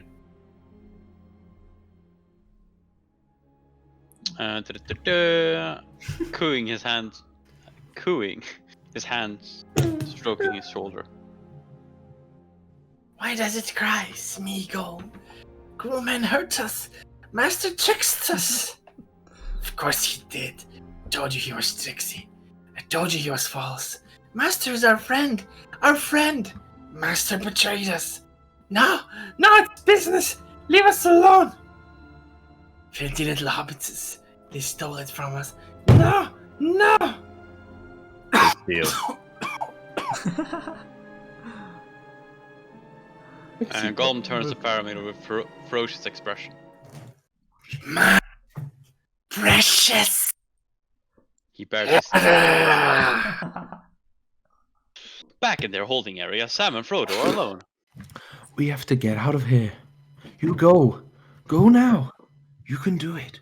Use the ring, Mr. Frodo. Just this once. Put it on. Disappear.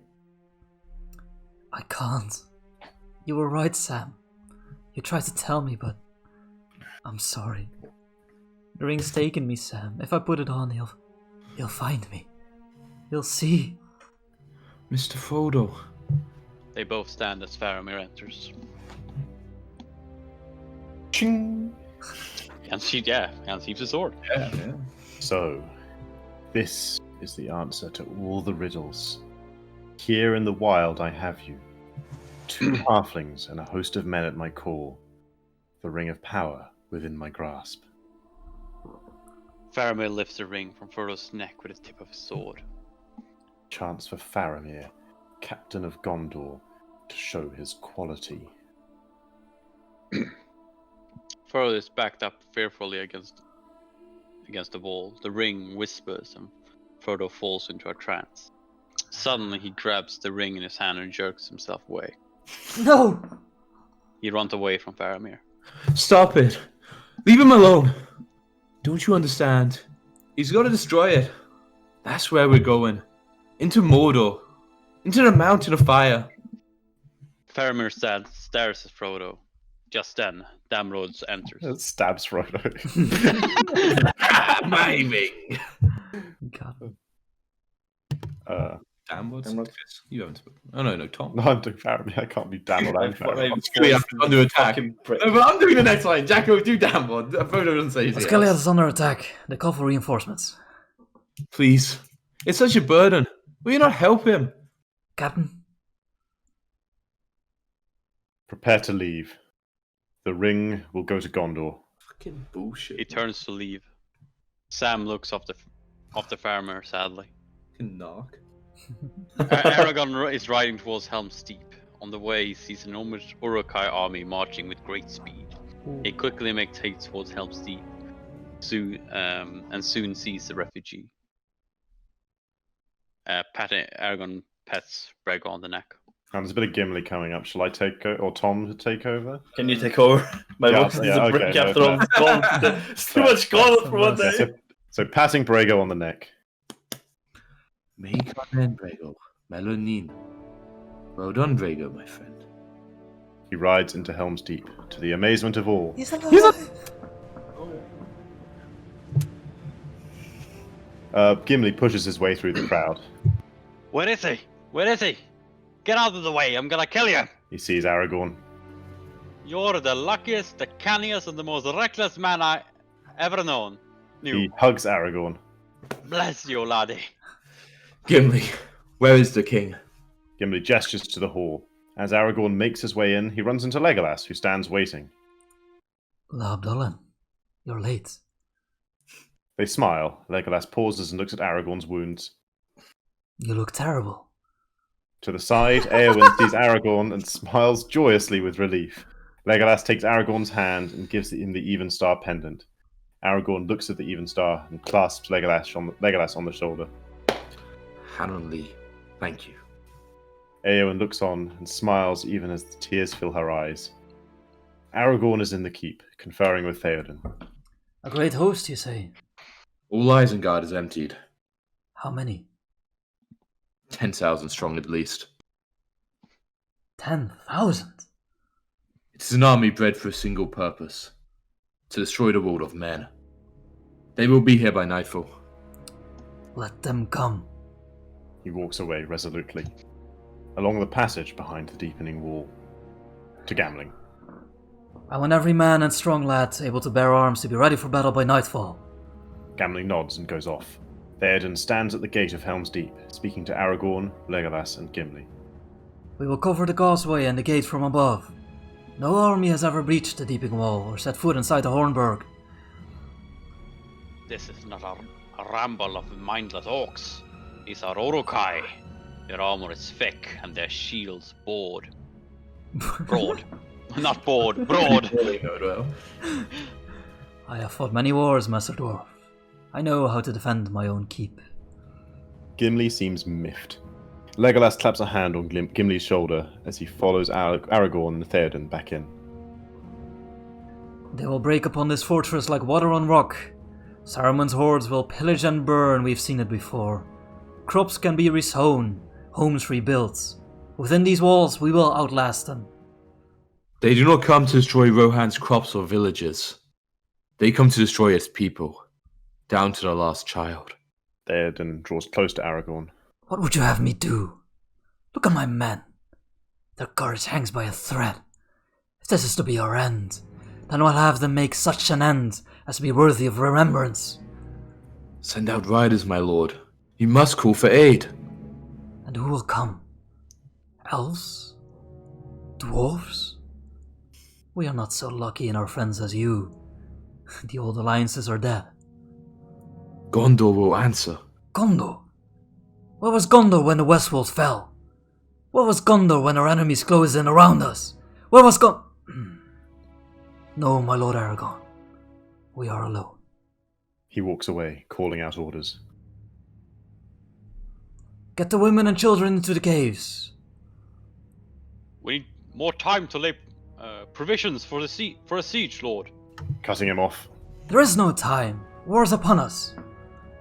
Rohan captain to the soldiers. Secure the gate! Men rush to prepare for battle as flocks of carrion crows circle overhead. Treebeard walks through the forest carrying Merry and Pippin. There's a bit of Mary coming up. You want to read, Jacko? Yeah, sure. Just for actually, it's only a very short. Very short. This. Yeah, very short scene. Carrying Merry and Pippin, he comes to a clearing and stops. We Ents have not troubled about the wars of men and wizards for a very long time. But now something is about to happen that has not happened for an age. Entmoot. That? 'Tis a gathering. Gathering of what? Merry and Pippin turns around as they hear movement from the forest around them. They see many more Ents like Treebeard gathering. Beech, oak, chestnut, ash. Good, good, good. Many have come. Now we must decide if the Ents will go to war. Merry licks his lips in anticipation. Let me see this, Chris. Okay. Back at Helm's Deep, the women and children are being led into the caves. Can I be soldiers too? Move back! Move to the caves! Keep moving! Quickly now!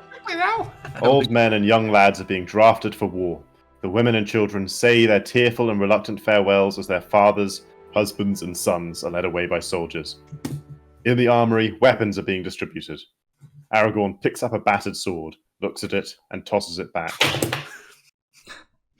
Farmer, farriers, sable boys, these are no soldiers. Most have seen too many winters. Or too few. Look at them. They're frightened. I can see it in their eyes. The men around them fall silent. Legolas speaks to Aragorn. Buahan.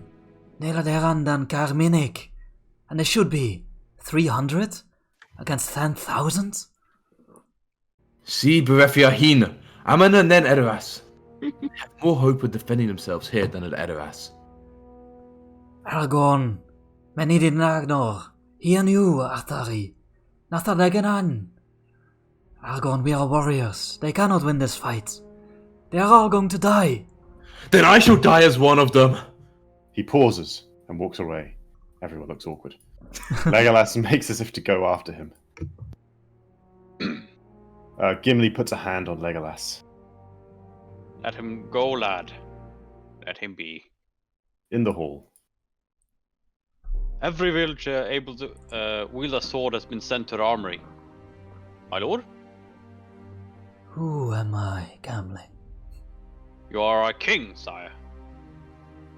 And do you trust your king? Gamling puts armor onto Theoden. Your men, my lord, will follow you wherever you end. To whatever end. The villagers are handed their weapons. An oversized helmet is placed on a wide-eyed boy. Another stares at an axe that he is handed with frightened eyes. Another child, wearing oversized chainmail, takes up a huge shield. Theoden stands inside the main hall of the keep, his back to the entrance where a bright white light is streaming through.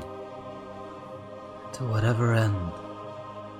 Where is the horse and the rider?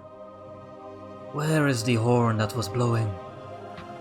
They have passed like rain on the mountains, like wind in the meadow. The days have gone down in the west, behind the hills into shadow. How did it come to this? Everyone is getting ready for war at the battlements. Aragorn is sitting on the steps. He sees a young lad in armor holding a sword, looking around nervously. Give me your sword. Who's Haleth? by the way? I mean, he's son of What is Hammer, your but name? Tom has also not Tom hasn't said anything. Tom? Alan? Go on, Tom, you're Haleth. Yeah, sure. What is your name?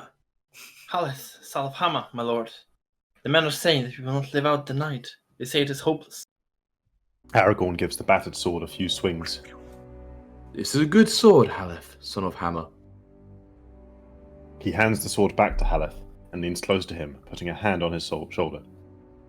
There is always hope. Back at the armory, Aragorn dons his battle gear. His sword is handed to him as he reaches for it. He nods and accepts the sword from Legolas. We have trusted you this far. You have not led us astray. Forgive me. I was wrong to despair. Ulmo Edoad, Legolas. There is nothing to forgive, Legolas. They smile and clap one another on the shoulders. They look at Gimli as he walks up to them, struggling with his chainmail. If we had more time to adjust, I'd had this adjusted. He drops the bundle and the chainmail lands with its length right to the floor. It's a little tight across the chest. Aragorn and Legolas bite back smiles. Just then, a horn sounds in the background. Oh, that is no orc horn. They run out to the battlements. The guards look down in wonderment. Beric to another guard. Send for the king! Open the gate! Open the gate! Open the gate! Close the gate, open the gate a little. Maybe this doesn't happen in the book, you know. There's like no fucking elves in the book, you know. Yeah, well, Who this is is Haldir why, again? this is why that he's oh, so I thought it was like who is he? Not like who's the voice of Haldir. How did Bemis? Unassigned on the sheet. Haldir's how did been, yeah, he's been in whatever. When book. Yeah, did in the he- first. Oh yeah. He's like the guy they meet at the end. Tell me where is Yeah. Gandalf? I think No, it was That's No, not the other guy. That's good. That's Tom okay. sort of Galadriel. Do you want to do Haldir, Tom? I feel like Yeah, everyone sure. else is chatting shit and otherwise. An army of Lothlorien elves march up the causeway into the Hornburg. They are led by Haldir. The Rohirrim soldiers look upon them in wonderment and delight as they pass. How is this possible? I bring word from Elrond of Rivendell. An alliance once existed between elves and men.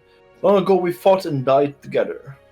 He looks up to see Aragorn, Gimli, and Legolas running down the steps and smiles. We come to honor that allegiance. Aragorn bows. Me Covenant Haldir. Welcome, Haldir. He grabs Haldir in a huge embrace. Initially stunned, Haldir hugs him back lightly. You are most welcome. Legolas and Haldir clasp each other on the shoulder. Haldir turns to Theoden. We are proud to fight alongside men once more. Men and elves are in their positions on the battlements of Helm's Deep. The sounds of a marching army move closer and closer. The women and children in the caves hear the sounds overhead and are frightened. Mothers draw their children close and try to soothe crying babies. The men and elves look out into the darkness, lit by the thousands of torches carried by the huge advancing Uruk-hai army, and the light bouncing off their armor. With a row of elven archers, Gimli is standing behind Legolas behind a wall, only the top of his helmet visible. Gimli, grumbling and straining to look above the wall. You could have picked a better spot. Legolas smirks. Aragorn approaches and stands behind them. Well, Side lad, to other. whatever luck you live by, let's hope it lasts tonight. Thunder sounds and lightning flashes, revealing the sea of approaching Uruk-hai. Your friends are with you, Aragorn. Let's hope they last the night. The marching and thumping grows louder and louder. Lightning flashes and it begins to rain. While the Uruk-hai army continues to march at the fortress, an Uruk-hai leader steps onto a rock outcrop. Aragorn is giving commands to the elf warriors. E Urchin, Udanu I Felas, Ehina and Uben Tanafa Li Felas. Show them no mercy, for you shall receive none. The Uruk-hai leader raises his sword and commands his army to stop with a terrifying animalic cry. The Uruks stop and growl in anticipation of the upcoming battle and slaughter. Gimli jumping and straining to see. What's happening out there? Shall I describe it to you? Or would you like me to find you a box? Gimli laughs good-naturedly. Good one, dude. The Uruk leader cries out once, encouraging the Uruk-hai to start roaring and thumping their spears furiously. The women and children in the caves huddle together in fear. Aldor. Suddenly, Aldor, the old man next to Haleth, loses his grip and releases his arrow prematurely, shooting an Uruk-hai in the neck. Darso! Hold! The Uruk-hai army stop their roaring and thumping. With a hollow groan, the Uruk that was shot collapses to the ground. The other Uruk-hai bare their teeth and roar with anger. With a cry, the Uruk leader thrusts his weapon in the air, and the Uruk-hai army starts charging. So it begins. Tanago Halad, prepare to fire. The elves notch their arrows and aim. Agivar din nalang in a rank. The armor's weak at the neck and beneath the arms.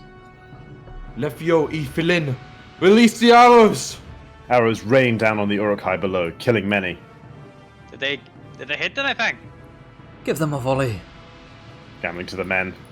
Fire! Fire! Man with missing eye. That guy's a real legend. He's up there with man flesh Uruk. He doesn't manage right though, he's only got missing one eye. Range attack, baby. More arrows are released, but the Uruk-hai army keeps advancing, with more replacing those fallen. Fire! Gimli impatiently. Send them to me. Come on. The Uruk-hai start to load the ladders onto the walls, pushing them up with their long spears. Pendrade! Ladders! The elves draw their blades in preparation for combat. The first ladders are almost reaching the walls with the big, nasty Uruk berserkers on top of them. Swords! Swords! Close combat begins as the Uruk-hai climb over the wall, Legolas, two already. holding up two fingers. I'm on 17. Gimli is outraged. I'll go to like 30. I'll have no point here. no pointy arrow scoring me. Turns to Uruk, just climbing over the wall, whacking it in the groin with his axe and killing it as it falls. Legolas fires 2 arrows. 19! The Entmoot is You still want- in progress. maybe Yeah, someone else. There's a lot of Mary here. Tom doesn't it? Yeah. Tom, you can read the Entmoot bit? Yeah. Sure. Narrate, rather. Cool. 1 second. You just read for a while, to be honest. I think you're not coming back in for a little bit. I don't think I get much. Like maybe the end. Yeah, most shows up. As long as your voice is okay, you can read for as long as you like. Oh, it's my throat. I'm feeling the tingling. Well, if you want me to read it after the Entmoot, that's fine. But otherwise, read for as long as you I'll like. do the end mood. Yeah. Sure. The end mood is still in progress. The Ents sway a little as they continue to deliberate. Merry and Pippin are sitting a distance away. Suddenly, Treebeard nods and turns to the hobbits. Merry. We have just agreed. Long pause with his eyes closed. Merry angles his head in query. Yes? I have told your names to the Entmoot, and we have agreed. You are not orcs. Well, that's good news. Merry impatiently. And what about Saruman? Have you come to a decision about him? Treebeard waving a hand. Now, don't be hasty, Master Meriadoc. Hasty? Our friends are out there. They need our help. They cannot fight this war on their own. War? Yes. It affects us all. But you must understand, young hobbit. It takes a long time to say anything in Old Entish. Merry and Pippin roll their eyes in disgruntlement. And we never say anything unless it is worth taking a long time to say. The funny thing about this scene is the other Ents nod in the background when he says this. So they know it's coming out. He knows it. He knows it. Yeah. Good job, perfect Merry, Pippin, Treebeard. I Love it. Really there. Gimli is standing on the wall between 2 ladders, hacking away at Uruk-hai as they come up. 17, 19, 18, 19, 20, 21, 22. Camera pans over the Uruk-hai below and turns to the causeway.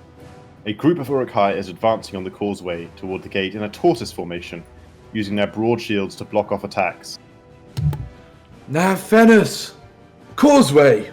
Directs the elf archers to aim at the Uruk-hai column. The elf archers release their arrows. The Uruk-hai at the sides are shot and fall down the causeway, but the column keeps advancing. Is this it? Is this all you can conjure, Saruman? At the bottom of the deepening wall, 2 spiky bombs are lodged in the sluice gate. The rest opens a path, Really and an jinxed this. Uruk-hai carrying a torch starts to run towards the sluice gate. Aragorn spots the Uruk-hai. Togo Hondad, Legolas! Bring him down, Legolas! Legolas shoots the Uruk-hai in the shoulder, but the latter keeps going. Dagohon! Dagohon! Kill him! Kill him! Which I threw away his headphones when he fired that arrow. Probably that's why My aim Legolas was true. kill him in time. Legolas shoots the Uruk Dagohon, again. Legolas, what are you doing? Legolas shoots the Uruk again. It stumbles and then throws itself and the torch at the bombs. An enormous explosion is set off, blowing away a large part of the wall. Rock, debris, and bodies are thrown up. Aragorn is also thrown back by the force of the explosion and on the ground, knocked out.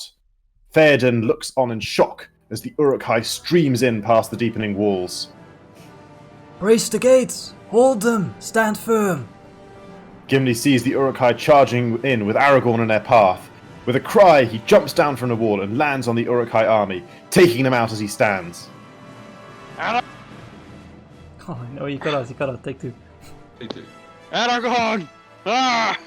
He is soon overpowered. Aragorn gets up and sees Gimli falling. Gimli! He yells to the elves behind him. How do we fill in? Holy sorry. arrows! You say that, of course. The arrows take out the first group of Uruk-hai coming through the hole in the wall. Here we go! Charge! Aragorn leads the elves in a charge towards the Uruk-hai streaming in. He rushes to Gimli's side and picks him up. At the top of the battlements, Legolas grabs a shield and sends it sliding across the ground. He then hops onto it and surfs down the steps, releasing 3 arrows as he goes, and kicking the shield to stab an Uruk-hai as he lands at the bottom. At the Entmoot. The Ents cannot hold back this storm. We must weather such things as we have always done. How can that be your decision? This is not our war. But you're part of this world, aren't you? The Ents look at one another, taken aback. You must help! Please! You must do something! You are young and brave, Master Merry. But your part in this tale is over. Go back to your home. Merry is putting on his jacket. Pippin approaches him slowly. Maybe Treebeard's right. We don't belong here. Merry, it's too big for us. What can we do in the end? We got the Shire. Maybe we should go home. Merry looks into the distance. The fires of Isengard will spread, and the woods of Topborough and Buckland will burn. And all that was once green and good in this world will be gone. He turns to Pippin and puts a hand on his shoulder. There won't be a Shire, Pippin. God, that's such a good Merry. Pippin looks after Merry as he walks away. Aragorn, fall back to the keep. Keep your men out of there. Nabarad! Nabarad! Howdy, Nabarad! To the keep! Go back to the keep! Howdy, to the keep! I love how, pull back is added in by Yeah, inserting yeah. one extra A in Ballard. Crazy. That's a beautiful language. What a lovely language, yeah. Haldir nods and turns back. Gimli is being carried away, kicking and struggling as he goes, protesting. Gimli. Oh yeah. What are you doing? What are you stopping for? Haldir hacks at a few Uruks as he turns towards the gate. Suddenly, he is stabbed in his arm. With a grimace, he kills the Uruk-hai and looks down at his wound in seeming disbelief. Another Uruk-hai comes up from behind him unnoticed and slices him on the neck. As Haldir goes down, he looks around him and sees his kin fallen among dead Uruk-hai. Aragorn, seeing Haldir falling, Howdy! he runs up the steps to Haldir's side and catches him as he collapses. Haldir's head rolls back, his eyes empty and unseeing. Aragorn bows his head in grief. Then with a cry, he jumps onto a ladder and swings down to the ground, killing as he goes. Raise the gate! Hold them! Theoden draws his sword. To the gates! Draw your swords! Theoden and his commanders come to the gate, which is under heavy attack. The Uruk-hai are knocking down the gate and hacking through the broken wood. Theoden stabs at an Uruk-hai and receives a lance in his shoulder, blocked by his armor. Grimacing in pain, Theoden continues to stab at the Uruk-hai until led away by Gamling. Make way! We cannot hold much longer. Hold them! Aragorn runs up and stabs away at the Uruk-hai through the broken gate. How long do you need? Raise the gate! As long as you can give me. Gimli! Oh, Timbers! Raise the gate! Aragorn and Gimli slip out a side exit and stand on a ledge just to the side of the main gate. Aragorn peeks over, seeing the large band of Uruk-hai storming the gate. Come on, we can take them. It's a long way. Gimli takes a peek and then steps back. Toss me. What? I cannot jump to this, you have to toss me. Aragorn nods slowly and then turns to grab the dwarf. Oh, Gimli stays Aragorn's hand. don't tell the elf. Not a word. He tosses Gimli to the head of the causeway and then leaps over. Gimli making quick work of killing the Uruk-hai. Ah! I don't know if you cut out. Yeah. On the other side of the gate. Shore up the door! Hey, Follow me to the barricade! Watch our backs! Throw that one over there! Higher! Men are bracing the gate with wood and nails. Aragorn and Gimli continue to fight off the Uruk-hai just outside. Meanwhile, the Uruk-hai load and fires enormous hooks over the battlements. Hundreds of Uruk-hai climb onto super ladders. Super ladders. As they are pulled up Can I get a towards split? the walls. Sorry, what, Tom? No. Oh no. That's just like they're the triple ones, right? Like super tools. I love it. The super ladders locking onto the edge of the battlements with their steel grips. Legolas takes aim as another super ladder is being pulled up and shoots away one of the ropes. The ladder falls back onto the Uruk-hai army. Only counts as one. Satisfying sound. That still counts as one, exactly. Just imagine being like a visual director and just given super ladders. What the hell am I gonna do with this? Hold fast the gate! Theoden through a crack in the gate. Gimli! Aragorn! Get out of there! Legolas calls to them from the top of the battlements. Aragorn! He throws them a rope. Oh, that's where Legolas shows off his strength score. Aragorn grabs Gimli in one hand and the rope with the other as they are pulled up the wall. Just then, the Uruk-hai load and fires enormous hooks over the battlements. More enormous hooks, I guess. Hundreds of Uruk-hai climb onto super ladders. What? This is Same very thing again. this is very do it familiar. another time. Yeah, this is just someone's copy pasted badly. Yeah, bad. Anyway, just goes to Theoden. Pull everybody back! Pull them back! Fall back! Fall back! They've broken through! The castle is breached! Retreat! Yeah, I guess that was meant to be, like, that writing there, block was meant to be the bit where the gate goes down, because obviously that's not mentioned in the script, and that's what happens there. A fall... Retreat! Hurry inside! Get them inside! Into the keep! They all run towards the keep, Legolas firing 2 arrows into the Uruk-hai army as he goes. Treebeard is walking through the forest, carrying Merry and Pippin. The hobbits look dejected. I will leave you at the western borders of the forest. You can make your way north to your homeland from there. Pippin suddenly looks up with a gleam in his eyes. Wait! Stop! Stop! Treebeard comes to a stop. Turn around! Turn around! Take us south! South? Well, that will lead you past Isengard. Yes, exactly. If we go south, we can slip for Saruman unnoticed. The closer we are to danger, the further we are from harm. That's the last thing he'll expect. That doesn't make sense to me. But then you are very small. Perhaps you're right. South it is then. Hold on, little Shirelings. I always like going south. Somehow it feels like going downhill. Are you mad? We'll be caught. No, we won't. Not this time. Anyone not in I this? forgot there was Pippin that actually came up with that. Oh, it's very short. It bounces around a bit. Faramir and his company draws close to Osgiliath. Look! Osgiliath burns! Mordor has come! Frodo, with tears in his eyes. The ring will not save Gondor. It has only the power to destroy. Please, let me go. Faramir hesitates for a moment. Hurry. He presses them on. Faramir, you must let me go! Frodo and Sam are pushed on to Osgiliath. Treebeard, Merry and Pippin come to the southern edge of the forest. And a little family of field mice that climb up sometimes, and they tickle me awfully. They're always trying to get somewhere where they... Oh! He sees the desolated landscape of tree stumps that used to be forested grounds. Many of these trees were my friends. Creatures I had known from nut and acorn. I'm sorry, Treebeard. With tears in his eyes, They had voices of their own. his gaze turns to the treeless Isengard and its smoking caverns. Saruman, a wizard should know better.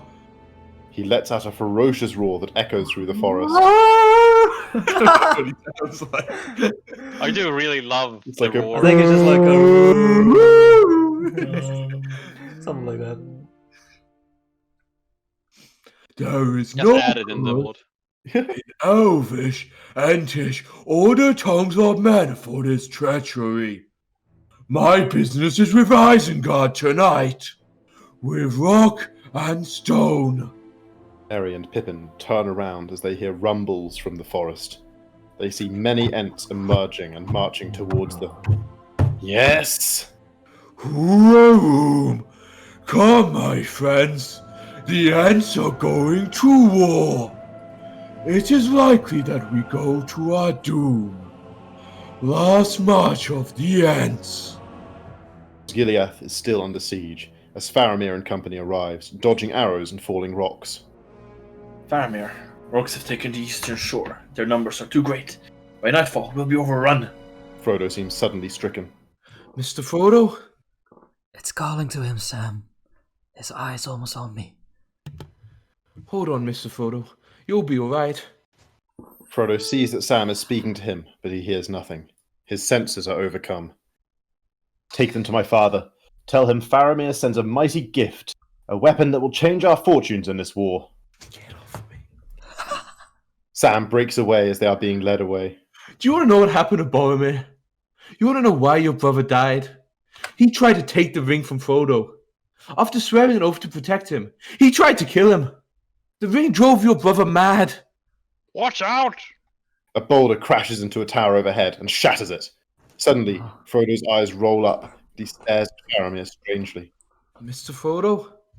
In a faraway voice. They're here. They've come. Looks up. Nazgul! He grabs the hobbits and thrusts them into a corner. Stay here. Keep out of sight. To his men. Take cover! Banners of the White Hand are flying from the battlements of Helm's Deep. The Hornburg is overrun with Uruk-hai. Theoden and company are in the hall of the keep. The fortress is taken. It is over. Aragorn carrying a table with Legolas to shore up the door of the hall. You said this fortress would never fall while your men defend it. They still defend it. They have died defending it. In the glittering caverns, the women and children cry in fear as they hear the battering ram banging on the door. They are breaking in. Is there no other way for the women and children to get out of the caves? Answer. Is there no other way? There is one passage. It leads into the mountains, but they will not get far. The Uruk-hai are too many. Send word for the women and children to make for the mountain pass and barricade the entrance. So much death. What can men do against such reckless hate? Ride out with me. Ride out and meet them. A light of determination shines in Theoden's eyes. For death and glory. For Rohan. For your people. Sun is rising. Aragorn looks up at a window to see a faint light streaming through. He recalls Gandalf's words. Look to my coming at first light on the 5th day. At dawn, look to the east. Yes. Yes! The horn of Helm Hammerhand shall sound in the deep one last time.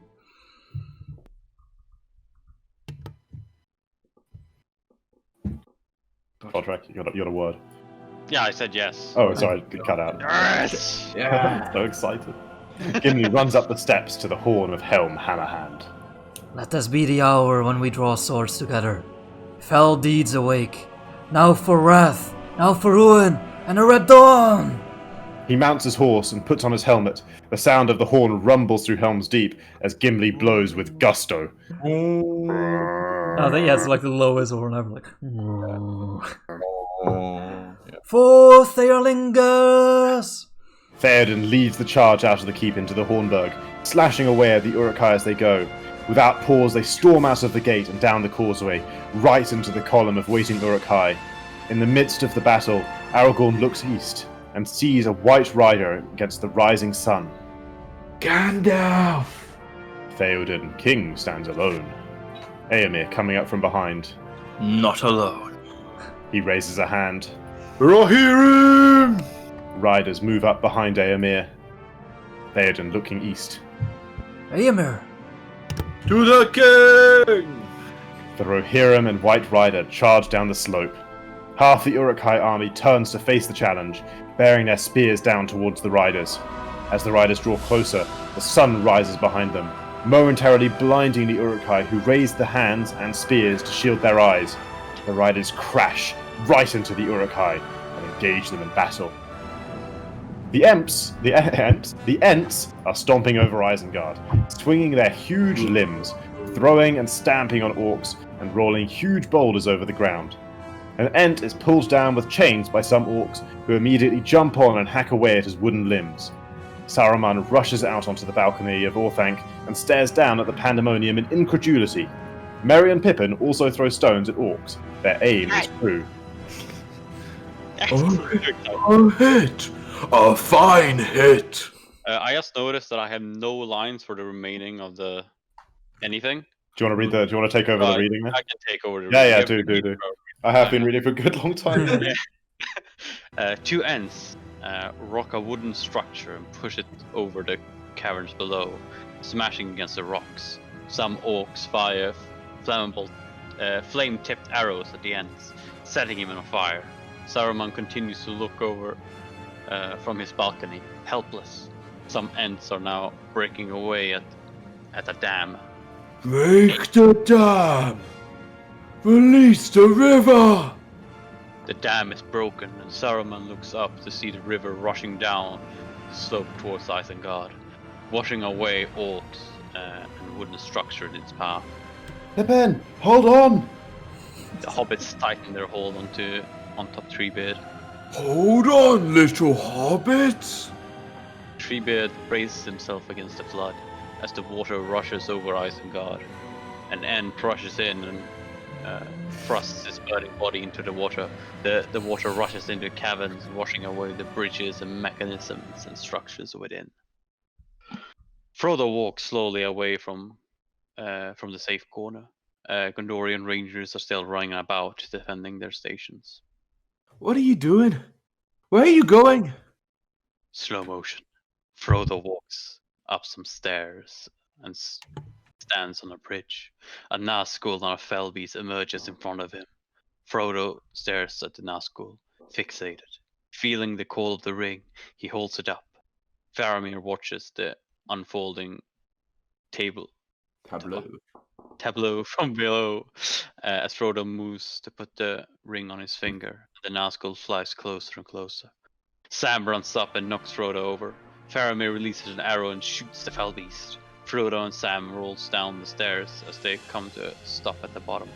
Frodo holds Sam in a death grip, yells, and points Sting at his throat. His eyes livid with madness and anger at someone who would try to take the ring away. with tears running down his face. It's me. It's your Sam. Don't you know your Sam? The madness fades as recognition returns to Frodo's eyes.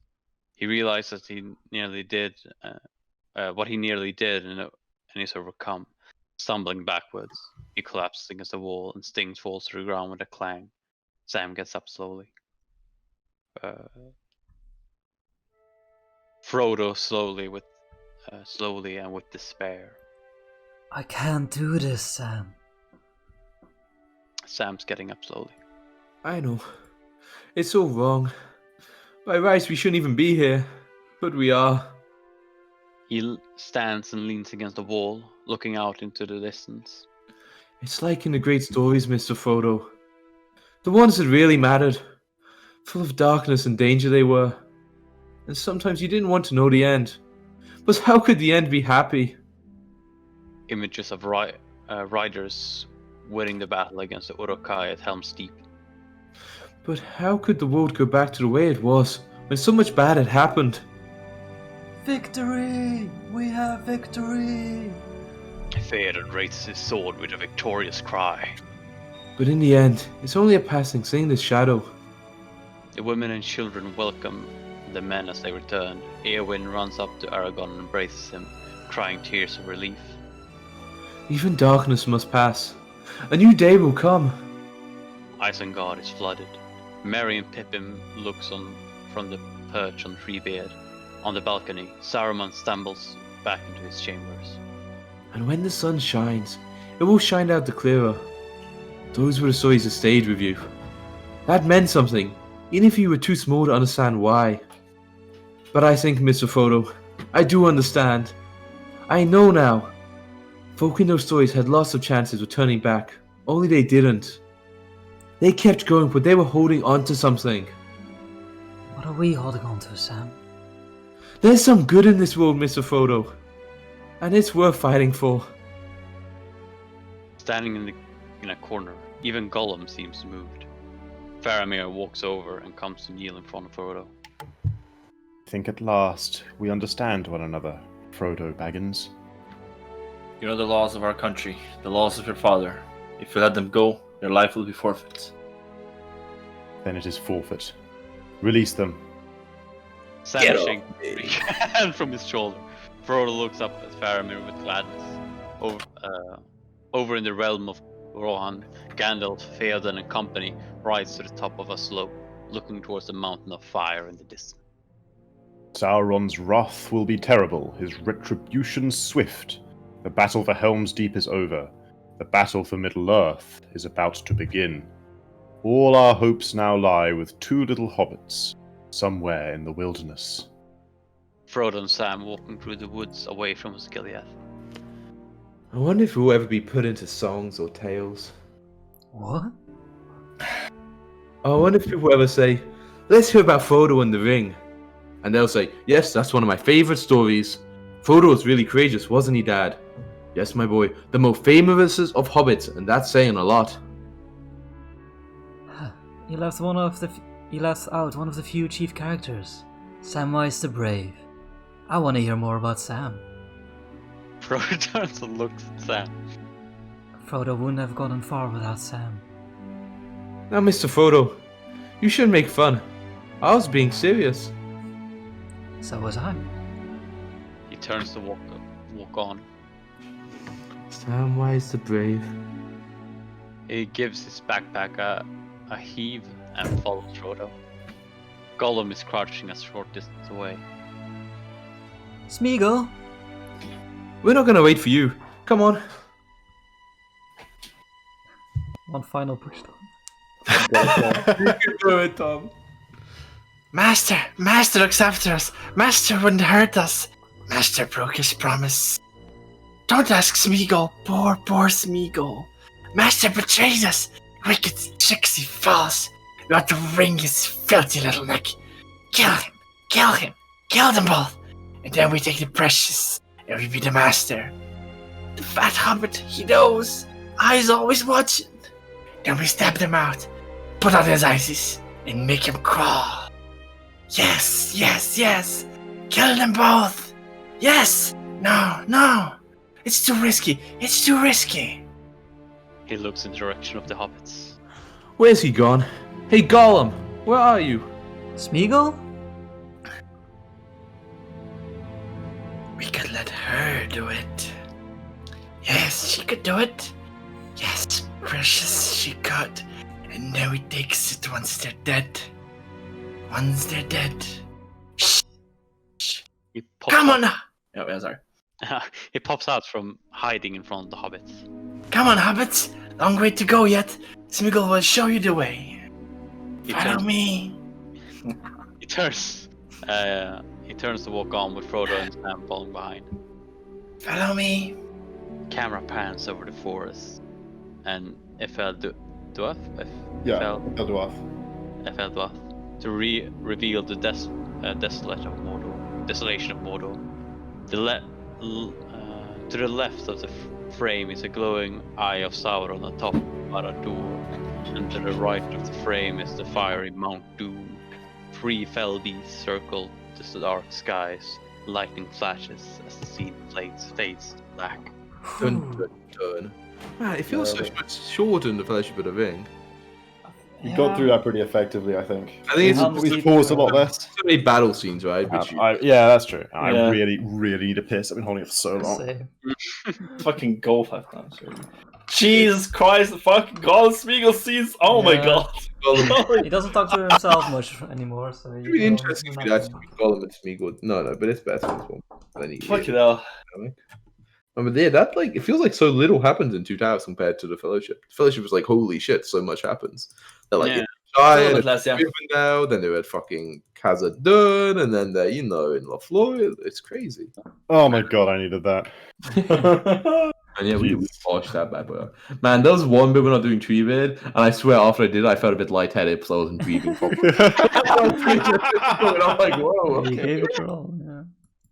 It's just like I forgot to breathe in and was trying to breathe out a lot, and it's like, yeah, I can't do that. You gotta talk while breathing, right? It's like, Stupid trees that don't breathe properly. But Yeah, man. Just Fucking stupid. cheese. Breathing that carbon dioxide. I can't do that. I'm a bit sad that I'm not gonna have any more Saruman now. Yeah, it's pretty sad. It's pretty sad. Man, Aragorn speaks surprisingly little actually in this one. It's pretty interesting, that. Like, I yeah. think He has a lot. Mostly he's of, busy common- kicking ass. he is. He has busy. a lot of short lines. He has a lot. Yeah, dude, he speaks so much fucking Elvish in the fight. I didn't realize. Like every order, like for the entire fight, is Elvish. Yeah, he's leading a bunch of elves, you know? Yeah, like, yeah, but it's crazy. I He's forgot. taking Haldir's job, like it's no big deal. Yeah. The only scene in the entire thing where Legolas doesn't instantly kill the person he wants to kill. Yeah. Fucking shoots him like 3 yeah. times. Well, I mean, he hits him in like an artery, right? But he just keeps on going. It keeps on. Yeah, but why when the other orc? Why did all the other orcs die instantly? You know. They weren't as buff. They They- chose the guy with the highest con to deliver it. Really? Yeah, of course. The like barbarian ability when you get up. Relentless or some Yeah, shit. relentless. Oh, yeah, that was really fast. We're done with the game. Let's go. Easy peasy, just to wrap that up this evening. Ugh.